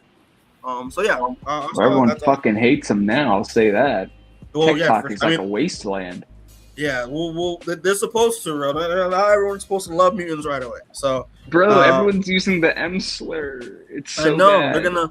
Well, listen, man. Wait 5 years. Everyone's gonna start calling people muties and shit. Watch. That's what I'm saying. It's so bad. But yeah, anyone else? Anything else? Anyone wants to say on Jean before we move on? No, I just we'll talk about her a little later. I just felt like it wasn't Gene to me. But I was like, Yeah, I'm very happy for Sadie Sink though, getting the opportunity and shit. I mean, like listen, you don't have to worry about work for a while, so it's good. Unlike Noah Schnapp, who's struggling. But all right, so we'll move on to the next one. Now this is actually like this is correct. I have it corrected. But yeah, Punisher, aka Frank Castle, aka the Punisher, played by Jon Bernthal. Seamus, I'm gonna start with you because again we reviewed One Last Kill. We did our little again shameless plug with that clip we did talking about how the Punisher is a problem, how he's not a hero, which I thought was a lot of fun. Again, I remember one of our biggest concerns was seeing One Last Kill, and seeing how it was pretty much the typical Frank stuff, and seeing him violently murder people, and how we thought it was weird to have it portrayed as like like he's fine now because he discovered his purpose is to protect people rather than just revenge. But we're like, no, he's still a fucking problem. He's literally a psychopath that's being a vigilante and murdering people just because he makes them feel better. But so it worried me when having him in here because I didn't think it would fit, especially because like I thought again Daredevil made more sense as a mentor figure or like a mentor figure for Peter. But to my surprise, I actually didn't mind Frank in this. I thought it was nice. Again, like I still think it's kind of funny because the fact that he actually gets kind of a soft spot for Peter, especially when it comes to how he tries to help him at the damage control headquarters. I thought that was hilarious having especially when Hulk shows up and you just have Frank go with his usual like Punisher scream. That actually killed me. That was hilarious. But I did like the fact that he had some really good heart-to-heart moments with Peter. Honestly, what I thought he was gonna say, especially like at the end where like when Peter's in the hospital and he's recovering. I didn't know he talks about he's a good kid. I thought it would have been nice to hear him say that I would have loved to have my son turn out like you did. That would have been a little nice to hear, me personally. That little moment. They didn't say that though, but it's fine. But I thought he worked. You gotta get in on the fan fiction game, man. I know. Got it. I thought that would have been a nice moment. I'd be like him. I wish my son could have lived up to be like. Yeah, I thought it would have been nice. But I thought he was cool. I thought he had some really good emotional moments with Peter. I thought his banter with MJ was hilarious. I thought especially because like I love how self-aware it was. The fact that like he's just a guy with guns and nothing else. He's just a dude with guns. Like that's not gonna stop the Hulk. Get the fuck out of here. So overall, I thought Jon Bernthal did a good job. And the most ironic thing about this is that he's gonna go back to killing people again. We all know that for a fact. He's not changed, but like. Yeah, but, I like that though. They didn't change him. They didn't change him for this one. He was constantly trying to kill people, and Spider-Man was trying to stop him. Mm-hmm. And I did like that they had Spider-Man and Frank have somewhat more of an adversarial relationship. You know what I mean? Spider-Man wasn't like, "Oh, Frank." He was like, "Dude, fucking chill out. I'm serious." And it was like nice to see Spider-Man just more worn out by Frank being Frank than be like, you know what I mean? He was just like, "Oh my god, man. I feel like I've tried to stop you from doing this shit 8 times. What are we doing?" But yeah, I thought he worked really well. Surprisingly well in this movie. Yeah, I was surprised at how well he would, because I was like, he surprisingly is like the character with like the third or fourth most screen time in the movie. Mm-hmm. I was like, oh, Frank's getting a lot to do, and it's solid stuff. And I think that it toes that line of being just a little too cartoonish very well, to the point where I think he's still funny. I could still see him believably going back and slaughtering an entire building of like criminals. Yeah. And I also can see him doing the Spider-Man mask joke thing and the fucking, you know what I mean? It's a very good balance. I think they've struck with Frank that I'm like, when I was watching, I was thinking you the entire time because I was like, man, like we really thought it wasn't gonna work. I'm glad to have been proven wrong, because if he didn't work in this movie, he was really going to be like, oh, Jesus, it's kind of a slog. Mm-hmm. Rebecca, what did you think?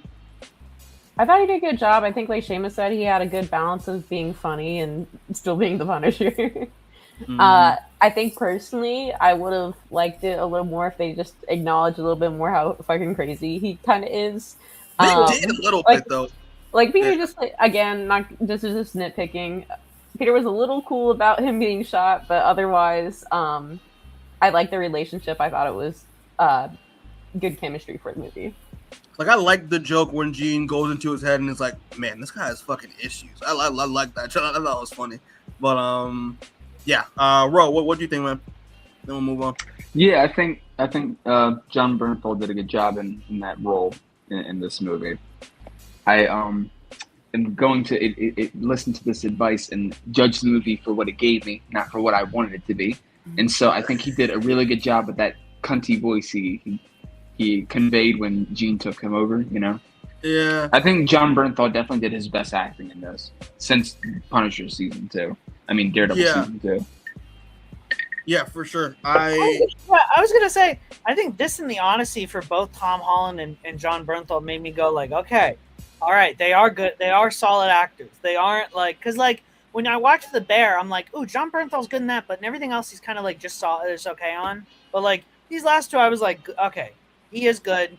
He is solid. Same thing with Tom Holland, where I thought both of them were like very solid. Yeah, and I liked all the stuff. I liked everything he did in this movie to some extent. I do think, Rebecca, though, I think that they should have, because they do like the Frank is crazy, but they play it more as like a joke. But I'm like, I really do wish there was like just like one or two more scenes where they kind of expanded a little bit more on Frank being like seriously like Spider-Man was like, yo, I'm being for real, dude. I'm gonna have to punch you out if you keep doing this shit.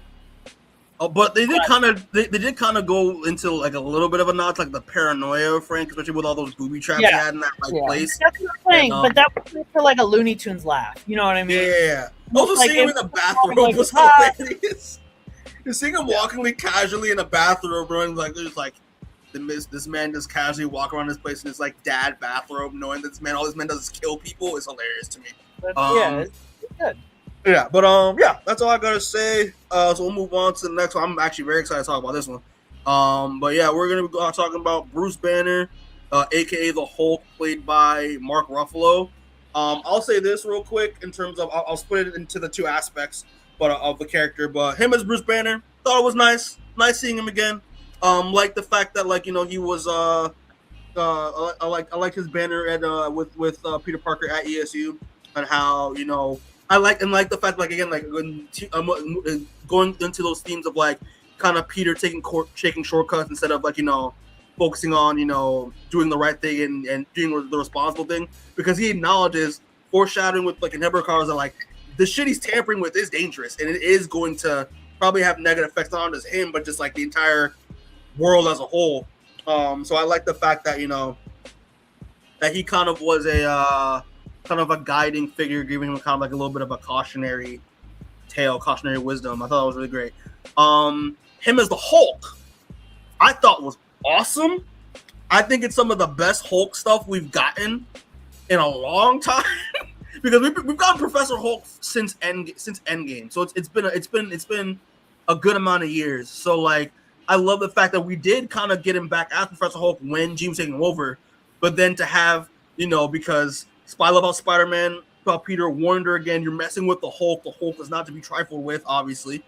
The fact that we got the like Savage Hulk coming out for the first time in years, and the fact that when he came out, he was way bigger than he was supposed to be, due to the fact that he's been suppressed since Infinity War, I would say. Like we haven't seen Savage Hulk in a long ass time. So I love it when he finally does take control for the first time and like he says the thing, there's no Banner, only Hulk. I was like, oh, my heart dropped a clues bomb for Hulk being savage again, bro. Love it. Yeah, that was, I loved it. Like that fight scene with the Hulk, and the Hulk, like Savage Hulk finally coming back, I thought was great. So that's all I'll say. That was my 10 cents. What anyone has anything to say on Bruce Hulk? Bruce. I don't have too much to say about like the character in this since he's more or less an extended cameo. I did like that conversation I had with Peter when he's talking about building the inhibitor, where he's like, how do you know what's like the good parts and the bad parts, and how do you like choose? Though looking back, that is a little bit critical to say when you're also the Hulk. Yeah. But thank you for acknowledging that. That's all I gotta say. But otherwise, I like that. This is just another nitpick for my personal taste. I sometimes I was watching this, was like, no one ever just tries to like talk with the Hulk anymore. It's like there's just no consistency in the Hulk, so I never know like where are we actually at with it. Yeah, I mean, but like when Savage Host comes out, though, it's kind of hard to just talk to him, you know, because he's like again, a race not a problem for this movie. It's more just like in general, but there's just no consistency. Like, how intelligent is the Hulk actually? Yeah. Anyone else? Seamus, have anything to say before we move on? I think that I like the two scenes that I like the scene that Bruce was in. I like the scene the Hulk was in. I think my only nitpick is like it just felt like kind of like a weird ending for the Hulk to just be like, I give up. I was like, oh, okay, all right, little like not that I was expecting Spider-Man to like beat the shit out of the Hulk and knock him out, but I was just expecting maybe more of like any kind of ending other than the Hulk just randomly going like, actually, I'm going to King Kong myself right now, and I'm gonna let go of the Empire State Building, and I'm like, that kind of doesn't make any sense right now. But to piggyback off of that, I mean, because I remember people theorizing this, and I was hoping like it was going to be an extra moment that was going to be verbally said, but I think it's kind of implied that the Hulk actually recognizes Peter. Like, he may be the only one who knows who Peter is. That Peter is Spider-Man. Like, I did have that thought during the movie, yeah. But yeah, I was. Doesn't really matter. And I wish like he actually like verbally said his name, like Peter, like he still knows who he is. I'm gonna just take it as like, you know, an implication. You know, that's kind of why he kind of like, you know, stopped and calmed down, because he recognized that that Spider-Man is his Peter. You know, Peter Parker Spider-Man, hence Spider-Man is his friend. Like, I thought, you know, that's what I was getting, but neither here or there. All right. So next one is just a bunch of just random ones, just other characters, mostly DeWolf, Metzger, and Scorpion. I'm gonna just say real quick, love seeing. I was very happy because I forgot she was cast, but love seeing Lisa Colon-Zayas. You know, because I'm a huge fan of the Bear. I think she's a fantastic actress. So I love that she was DeWolf. I was like, okay, it works, it fits, and love the banter that she was having. You know, like how casual her banter was with Peter Parker with Peter as Spider-Man. Felt very kind of like Jim Gordon-ish in a way, you know. Yeah, I did like that she was his only relationship. You know what I mean? I did like that it was literally just Jean DeWolf and her being like a mom is what makes her like just kind of look out for Peter more in the way that she's like, yo, dude, you need to like chill out and like take a break, man. You're freaking everyone out. Like, I know you're going through shit, man, but like maybe just go home and sit at home for a bit if you're going through shit instead of making it my problem. And I was like, that's real as hell. That's real. And I liked her the phone calls with Peter and stuff. I thought was just really endearing. I thought it was great. Metzger, I thought was fine. I just like the fact that he just was there to just remind us, oh yeah, damage control is a fucking problem. Thank you, Tony Stark. He needed to be a little more comically evil, I think. Oh, you think so? I think if you're casting Trammell Tillman, you need to let him go there. You know what I mean? You need to let him be a comically like anti-mutant psycho. You can't let him be like this, like, because like he was essentially just playing his character from Severance, but like toned down a little bit, where he was just a bureaucratic dude who was like, we're simply doing what we need to. You know what I mean? And I'm like, I really wanted there to be that switch flipped at the end where he just fully turns into like, I hate all mutants. They all need to die. You know what I mean? I think that would have made his character just a little more. But like, other than that, he's fine. He's there. That's fair. And oh, sorry, Rebecca, you were going to say something? I was just gonna say he's like a generic guy in a suit. There's not really too much to say about him.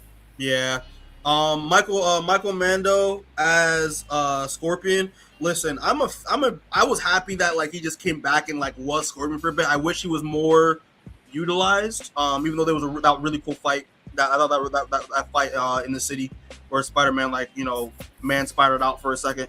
I thought that was cool, but yeah, I was just happy to see Michael Mando back. Like I was like, because I'm a huge fan. I'm a fan of his. Like I don't know if you can see here if I can full screen myself. That'd be cool if I can full screen myself. I don't think I can. But I got my copy here of Far Cry 3. I'm a huge Voss Montenegro fan. I love this man. He's my favorite game villain of all time. Michael Mando voiced him and did the mocap for him. So I was very happy that he was back. I was like, yes. And also I'm a huge Orphan Black fan. So he was an Orphan Black for a bit as well. Big shout out Better Call Saul. He was Better Call Saul as well. He was insane in that show. Yeah, but listen, so just to see him as Scorpion, looking like Scorpion, doing Scorpion shit, I was like, I was happy for him. I was like, yes, let's go. But I do wish that we got more out of him. I think it's fine. I think it's fine to slot these side Spider-Man villains in as side villains. You know what I mean? I don't think I need all of these characters to have multiple scenes. I think it's fine when you want to have Spider-Man fight a guy, and instead of fighting a generic guy, you go, oh, what if he was Scorpion? And then you leave it at that. I think that's fine for me. Mm-hmm. It makes the world feel a little more lived in, and it makes it feel like these characters are active outside of the movies they're in, instead of just being like, this is his movie, he exists in this entire sequence, and then he never does anything again. And you're like, okay, for sure. But yeah, I love seeing him. I thought it was great. I just gotta, I had to figure out. Yeah, so I figured it out. But it's like, do you know the definition of insanity? Love Voss, bro. Shout out Voss Montenegro, bro. Best game villain ever. But all right, yeah. So we'll just move on. Ro, you have anything to say on these characters at all? No, you can definitely tell Mando does mocap because his Scorpion movements were good. Oh yeah, I thought his Scorpion moves were great. Okay, question. Especially because Ro, you're an artist. Rebecca, you draw and stuff. Seamus, you like art. Do you think it would have been cool to have him have the full mask, or do you like the open, just the open face look? I think PS4 did it again. Yeah, I think PS4 is just the superior ideal here. The half mask is good in that. They executed the tail well. I was gonna say the PS4 one is also a good middle ground between tech suit and comic suit. Honestly, I am not. I'm not completely married to Scorpion as a character. So the fact that he's more of a tech guy in this movie doesn't really faze me too much. I'm fine with it. He's got the Scorpion tail, and as long as he's got that, we're good. We're not, you know what I mean?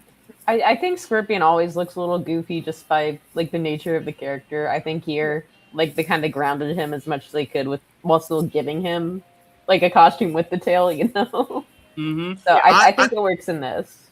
I like the techie aspect. I do remember, I remember growing up watching the animated series of Spider-Man, in the animated series, he was super soldier-esque. But I thought the look of Scorpion was good. I thought maybe him having the mask would be nice, but Michael Mando, again, because what Ro just said, he's mocap experience, he's a good character actor. So the fact that he didn't have a mask, I like how he's a lot more expressive with his performance and stuff. So I thought that was a good compromise. But yeah. That's all I gotta say, man. Yeah, I thought this other characters were cool. All right, real quick. This one's be really quick. This is there's not really much to go on, but cameos and Easter eggs. Pretty much. I was very surprised that Florence Pugh was in this. I did not know that she was in this movie. Thought it was great. I thought it was nice. Her just going into her office, which was the the Russian bathhouse. That was hilarious. And also when Peter goes into the water with his freaking mask on, and also the fact we got kind of the nod of him just being him taking care of his secret identity. I thought that was great. Her in the bathhouse and calling Peter on the computer at Ned and MJ's apartment, and then being like, "Oh wait, this actually is your office." That's actually kind of wild. That one was fun. That one was fun. Yeah, I was happy to see Florence Pugh in this, man. I mean, I love Elena, so like I really see her in this. And the other things that got here, just like the various references they made. Obviously we knew this from the trailers, but the comic homages that they were making.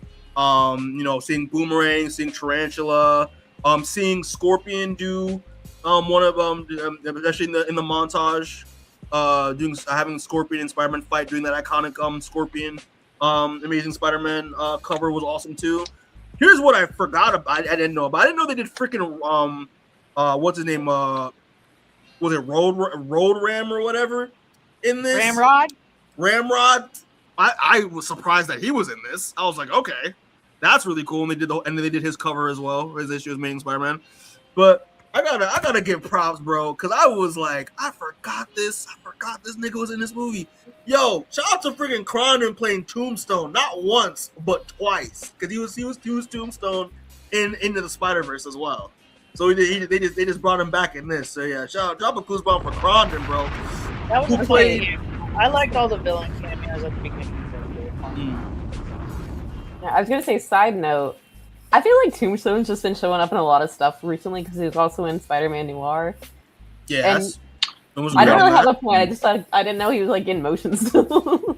It's because everyone who watched Spectacular Spider-Man as a kid is now at the level where they get the decisions, and they're all making the decisions of going, "Hey, remember when he was sick in Spectacular Spider-Man?" Yeah, and also the fact that also he was in Spider-Man PS4. He had a series of missions in Spider-Man PS4. Yeah, he's been a come up character for a while, and I really appreciate it. And the fact that Crondon, people that don't know, he was Tobias Whale in Black Lightning on the CW, which I loved him in that show. He was one of the most fucking he was one of the most racist characters I've ever seen in a show, bro. It was hilarious. But he was great on that show. Just see him get a little brief cameo here, looking straight out the comic. I thought it was dope. So I was very happy because I haven't really seen him in much since Black Lightning, unfortunately. So there's that. But I think that's pretty much it in terms of the cameos and Easter eggs. There was nothing really else that. All of it was mostly just the references in the beginning, and then Florence Pugh showing up, and that was pretty much it. Also, it's funny because, bro, when you told me how to avoid spoilers, I saw a lot of potato jokes going around on Instagram. I didn't know what they meant because people were just making potato memes and stuff. So now watching this, I was like, oh, okay, I get it. Yeah, I thought that was pretty funny too, like the small potato problem, the big potato problem. Yeah. All right, that's pretty much all. Anything else? Did I miss anything? Is we're all good here? No. Okay. All right, so now we're gonna get into our favorite section, which is the theory section. We already kind of touched on one or two of these, but I'm just gonna do it again for good measure. But again, obviously, the fact that Spider-Man creates inhibitor chips in this, which again, immediately when I saw that in Banner giving him that spiel of how consequential creating something like this could be, I was like, yeah, no, these chips are gonna go from inhibitor chips. Then when the mutants come in, they're gonna be in chip inhibitor collars. I was like, yep. I thought it was kind of a low-key smart thing to be like, yeah, Peter accidentally created one of the most dangerous devices that are gonna be used not just against not against just metas, but enhanced people, but mutants as well. So I thought that was really cool. I thought it was really cool idea to introduce inhibitor chips here. Anyone has anything on this, going forward in terms of this concept? Peter Spot. They made Peter the Oppenheimer of this universe. Yeah. He is the Oppenheimer of this universe. Yep, pretty much. I thought it was. Again, even though we heard about the inhibitor, every time Bruce has made an appearance, I think since She-Hulk, I think the inhibitor technically was introduced in She-Hulk. We just completely went over our heads until we realized that in this movie that when Peter and Bruce have that conversation, oh no, and the fact that it was using on Jean is oh no, they're gonna be. I was literally hoping. I asked my coworker, wait, did Jean destroy her inhibitor? And he said I believe so. Yes, but I'm like, did Peter destroy his inhibitor when he took it off? And then he's like, I don't know. So it's like, ooh, because if he didn't smash it or if that technology is just loose out there, I'm like, like it's not like damage control's not gonna take it or like discover it, in their own facility. So I don't know. He might have just opened a can of worms for the Marvel Universe. I'm very excited about it. Like, yeah, good stuff. Yeah. Anything else? Anyone else want to say on the inhibitor stuff? Nope. Nada. All right. Next theory is when Jean goes off in the sunset. I'm pretty sure it's like kind of like Jean's she's gonna be finding the X-Men. Maybe, I don't know. Actually, I want to pick your brain on this because me and Cody on our drive back, we were arguing about this shit for like the entire drive. But shout out to Cody, love him, great. His theory though was like in terms of how the X-Men are going to be introduced to the MCU, right? He thinks that the Fox X-Men that we're going to be seeing in Doomsday, who are probably going to die, he thinks there's an actual like story driven. He thinks that like the Fox X-Men appearing in Doomsday are going to be integral to the X-Men showing up or being introduced in the main MCU. He thinks that like there is a reason other than the fact that it's just fan service why they're going to be there, why they're being introduced now, and why he thinks they're going to have a role to play into the introduction into the MCU, into the X-Men forming the MCU. Like, he thinks that like maybe like the Avengers, maybe when the X-Men die or whatever, the Foxmen, we'll call them the Foxmen for now. When the Foxmen die, like the Avengers, when they notice that mutants are starting to come up, they're gonna be like, oh wait, like we ran into some mutants before. Maybe y'all should maybe be a team. I don't want that. I don't want the idea of just like the X-Men forming from a fucking Avengers event because of Avengers met some Foxmen at one point. I personally think the X-Men are like the fact that Jean exists with powers already, and we've been getting hints of mutants since Miss Marvel. Namor as well is technically a mutant as well. I think that the X-Men are just gonna form naturally, organically. Think of it like kind of like the X-Men are like a universal constant in any universe across the multiverse. If there are mutants, there will always be an X-Men that will form in any shape or form, whether different X-Men teams, whatnot, etc., etc. So I think the fact that Jean exists, that obviously has to mean that Charles exists, Magneto exists, or Charles, Eric, Storm, like Cyclops, like all of them already exist. They're all just gonna form naturally as they always just form, in my opinion. There's not gonna be anything complicated, especially anything involving the Foxmen. That's my theory. So that's how I think that's going to be introduced. To go off that and give my opinion on that, Mikey, I don't think this is going to be tied to the Fox. I think they're going to keep them mostly separate. I'm sure they'll do the little, oh look, there's two Cyclops kind of thing. Yeah. But otherwise, I don't think they're going to be connected. Also, side tangent, I heard a rumor that allegedly Marvel was thinking about making Charles and Eric brothers, and if you're doing that, I don't want it. I don't want that shit. No. You gotta be at least a little homoerotic, but that's all I gotta say on that. Yeah. I'm just saying I don't want that, just to be clear. Like, that was Cody's theory. Me, I think they're just gonna form how they always form. That's like separate from the Foxmen, in my opinion.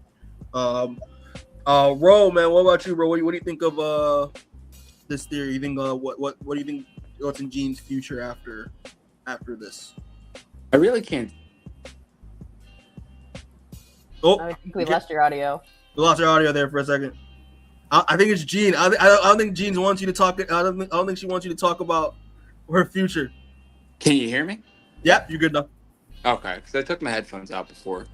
I don't know. I don't think she's heading towards the X-Mansion. I feel like she's gonna kind of have Wolverine's arc that he had in X-Men, where he was like solo and went to them.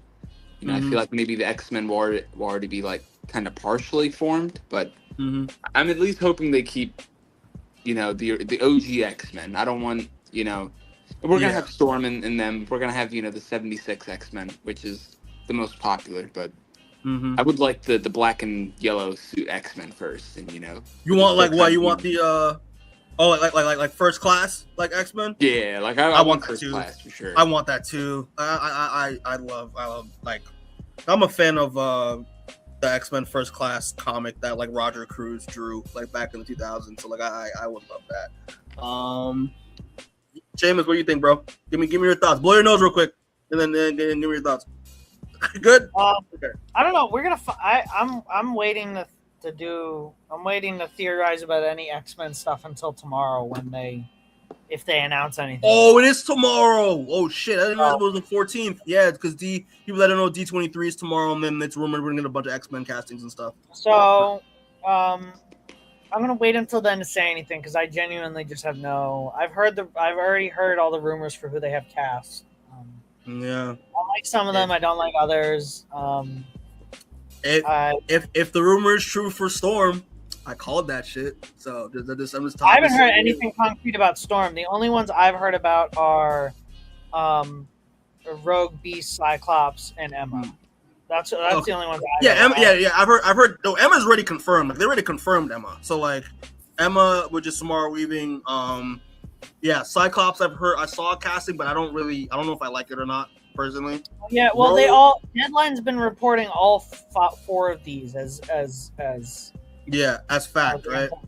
They said Samara Weaving's going to be Emma, and then Kit Connor's going to be Cyclops, and then Kaylee Spaney's going to be Rogue, and then Jamie Lawson's going to be Storm, which was my first pick. That has not been said at all. That's not been said at all. I thought the only other one was Charles Melton as Beast.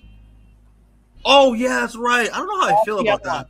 Because the Jamie Lawson as Storm is still just a fan one. Deadline hasn't said anything about Storm or anything about Wolverine. I thought it was like kind of confirmed. I thought it was kind of confirmed, but I also have another person I would hope they would also pick as Storm as well, but I'll probably say that like off camera. So I don't know. I don't know where this is gonna go. I'm not saying that like she's gonna go towards the X-Men or anything. I just put this picture up because I think I just like the Airbnb that they did like that they did last year. That was cool. But but I feel like that's just how I think the X-Men will form. They'll just form naturally. Charles's vision. Charles will find them, or they'll go to Charles. There's not the Foxmen. I don't think we'll have that much of a connection to this X-Men forming at all. Again, as I said, a universal constant. Anywhere there's mutants, there will always be an X-Men. So like in any universe. So that's how I think it's gonna go. All right. So we're on to anything else on Jean X-Men stuff? Nada. All right.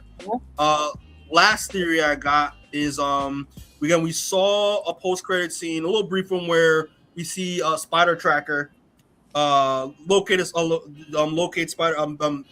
Ned Spider Tracker, which again locates finds locations of Spider-Man nearby through sightings, glitches off world, and there is a Spider-Pin location in space. And I heard some people being like, "Oh, like, does this mean is this like, Spider-Verse stuff? Is this affecting another Spider-Man somewhere else? Why is he in space? Blah blah blah." I was thinking that too, but I don't think because of Sony, I don't think they're gonna be doing Spider-Verse connection stuff yet. I know Kevin Feige said that he's waiting to maybe bring in Miles in live action until after Spider-Verse is done, which is fair. So I don't think it's gonna be Spider-Verse related. However, the fact that it was in space. The fact that while it was going off of Earth into space on the tracker, it glitched. I personally think that I think this is just confirmed that Spidey's on Battleworld, bro. This is just Secret Wars setup, in my opinion. Because it's the fact that it glitched out. This means it's the fact that it's maybe Battleworld forming somewhere, and it's the tracking is throwing it off because it's a location that's not known. By normal civilians, but again, it's just a fun little thing.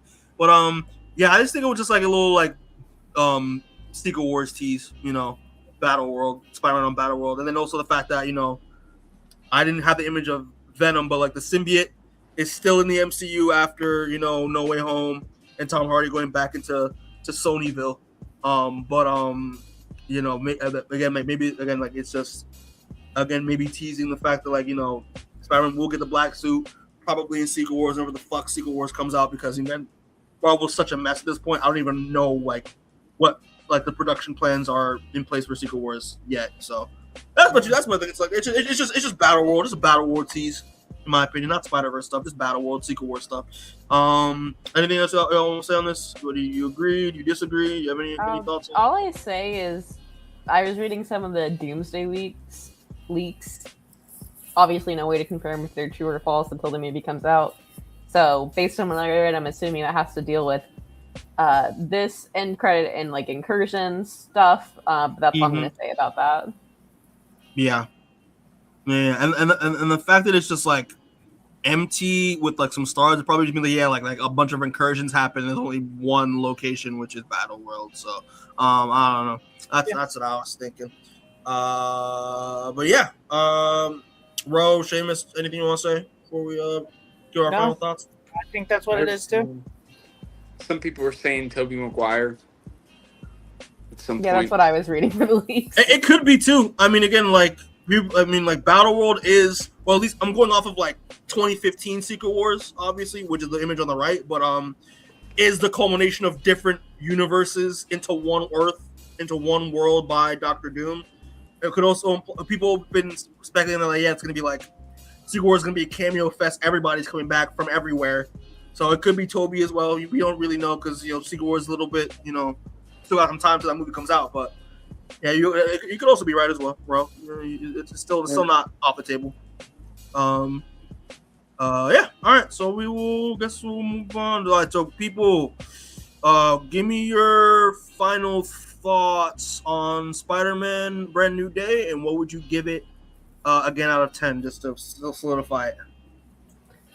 Overall, like I said in the beginning, I like this movie. I can nitpick it a little bit, but I still think it's the strongest of Tom's movie and probably up there. Not my favorite, but one of the better ones for Spider-Man movies overall. I agree with you guys. I'd probably give it like an 8.5 out of 10. Seamus? Yeah, I totally agree. Like 8.5, solid, few issues, really enjoyed it. Probably like top 5 Spider-Man movies. Fair enough. Ro? Yeah, I'm gonna finish with 7. I'm gonna just keep it as 7. All right, fair enough. Solid 7. I'm gonna more 8.5, maybe 9. Like I'm still debating at this point. Really enjoyed this movie. Again, love how it took me back to like friendly neighborhood Spider-Man in a greater Marvel universe. Loved it. Love that aspect of it. Love the overarching arc of grief, loss, denial, acceptance. I thought that was great in terms of Peter's character. Wish they went a little more man spider. Wish they got a little bit of man spider in there. But Disney's all about the kids. But me, man, fuck them kids. I don't really give a fuck.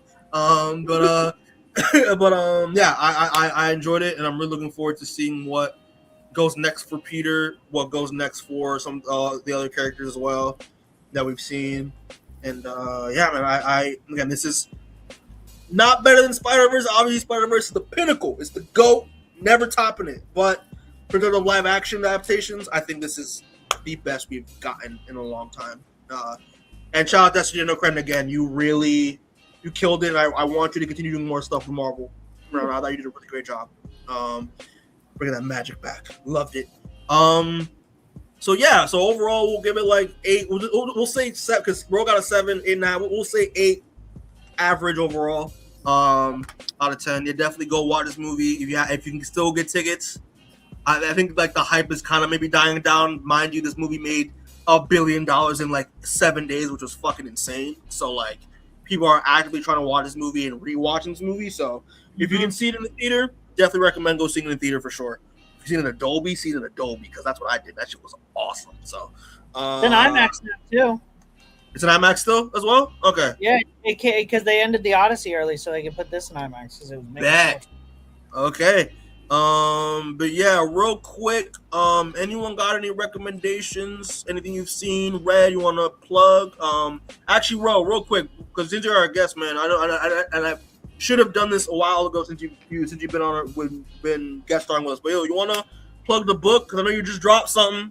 And I'll put you on full screen real quick if you wanna plug some stuff, show us some stuff. But yeah, I mean, I've been working on an animation this whole time, but my story Pidgey Man, the Avian Knights. Come on now. Let's see. There we go. Woo!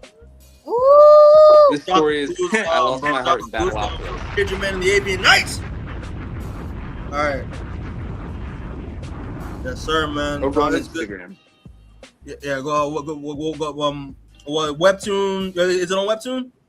Yeah, I got the original story on Webtoon. And I got the current story on Instagram. So. Okay, I got you. Yeah, plug the Instagram. What's the Instagram for the peoples? So it's Opus Reads Illustrated. Opus Reads Illustrated. I'll drop it in the description as well, so people can just click it as well, so people can check it out. But yeah, I just wanted to. Yeah, good job, bro. Happy you're still creating, still making your books. Keep going, man. We want this published. I want a physical copy. I want a physical copy. God damn it! Give me a paperback. Give me a hardcover. By the end of this year, hopefully. Bet. Lord willing. Real quick for me, in terms of recommendations, it's not really like I haven't read this yet, but I just wanted to give a shout out real quick to a book that just came out over the week that has been getting a lot of praise. It actually has happily has sold out, but yeah, I wanted to give some props to Aman Vellani real quick because she just dropped her book Chachu with Image and Tiny Onion this week, and yeah, I just want to give her a prop. I was very when I announced that she was making a comic, because then she's done some stuff for for Marvel with Miss Marvel, dipping her toe in, but the fact that she's doing an actual complete book with Tiny Onion, of all people don't know that's James Tynion IV's imprint. They've done Something's Killing the Children, The Closet, Excluded Corpses. I'm a huge Nice House by the Sea, all that stuff. Like, I'm a huge fan of Tiny Onion, and I think the fact that she's doing a story that kind of ties to her own a coming of story that kind of ties to her own life a little bit, or at least aspects of it. The fact that they're focusing on a character from her own background being Pakistani. I think that's really cool. I'm actually gonna buy my copy after this from Midtown so I can pick it up physically and read it. I believe it's a 6-issue miniseries, and it's a period piece set in like the 70s. It's very kind of like pulp noir. I know it's about her main character going into the States from Canada to find her uncle that she's never knew, who is a detective and a private eye. And it may be very pulp noir, very kind of Hollywood-esque. It looked awesome. So yeah, no, congrats to her. Congrats on selling out the book. And I know the second printing is in the works right now.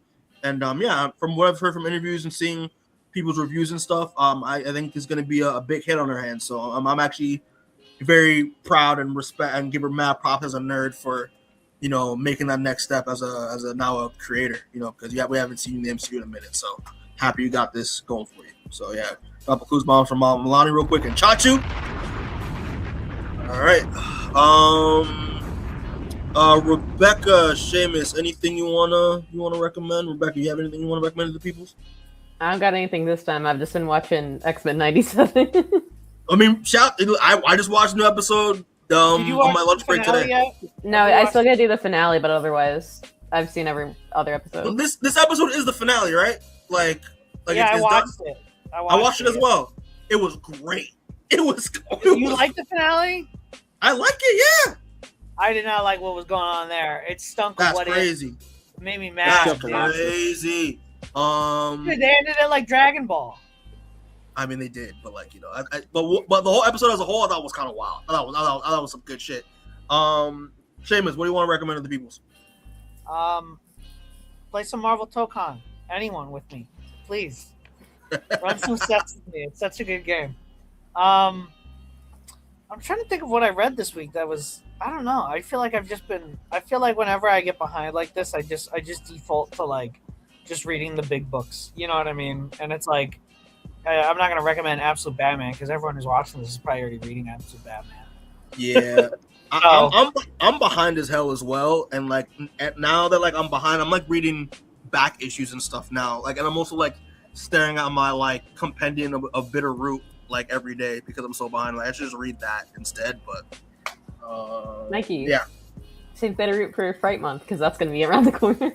Oh yeah, no, we're definitely doing that for Fright Month. We're also gonna be getting Chuck Brown as well for interviewing as well. So that is So I'll save it for that. Nope. Yes, good job, Robert. I'll save it for that. All right, that's pretty much it. So we'll just end it here.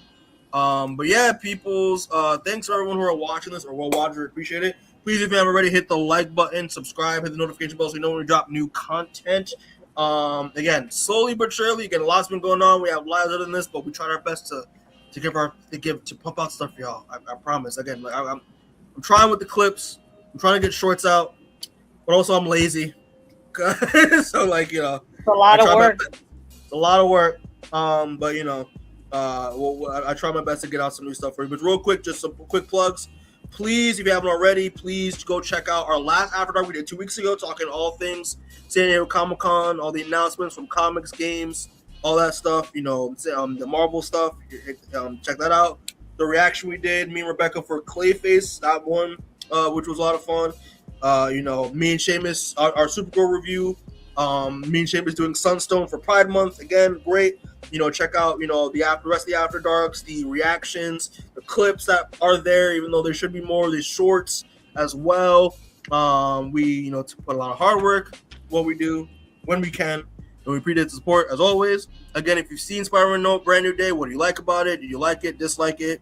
Favorite moments, you know, what would you give it out of 10? We'd love to hear your thoughts in the comments down below. And as always, get home safe, and we'll catch y'all next time. All right. Peace. Peace.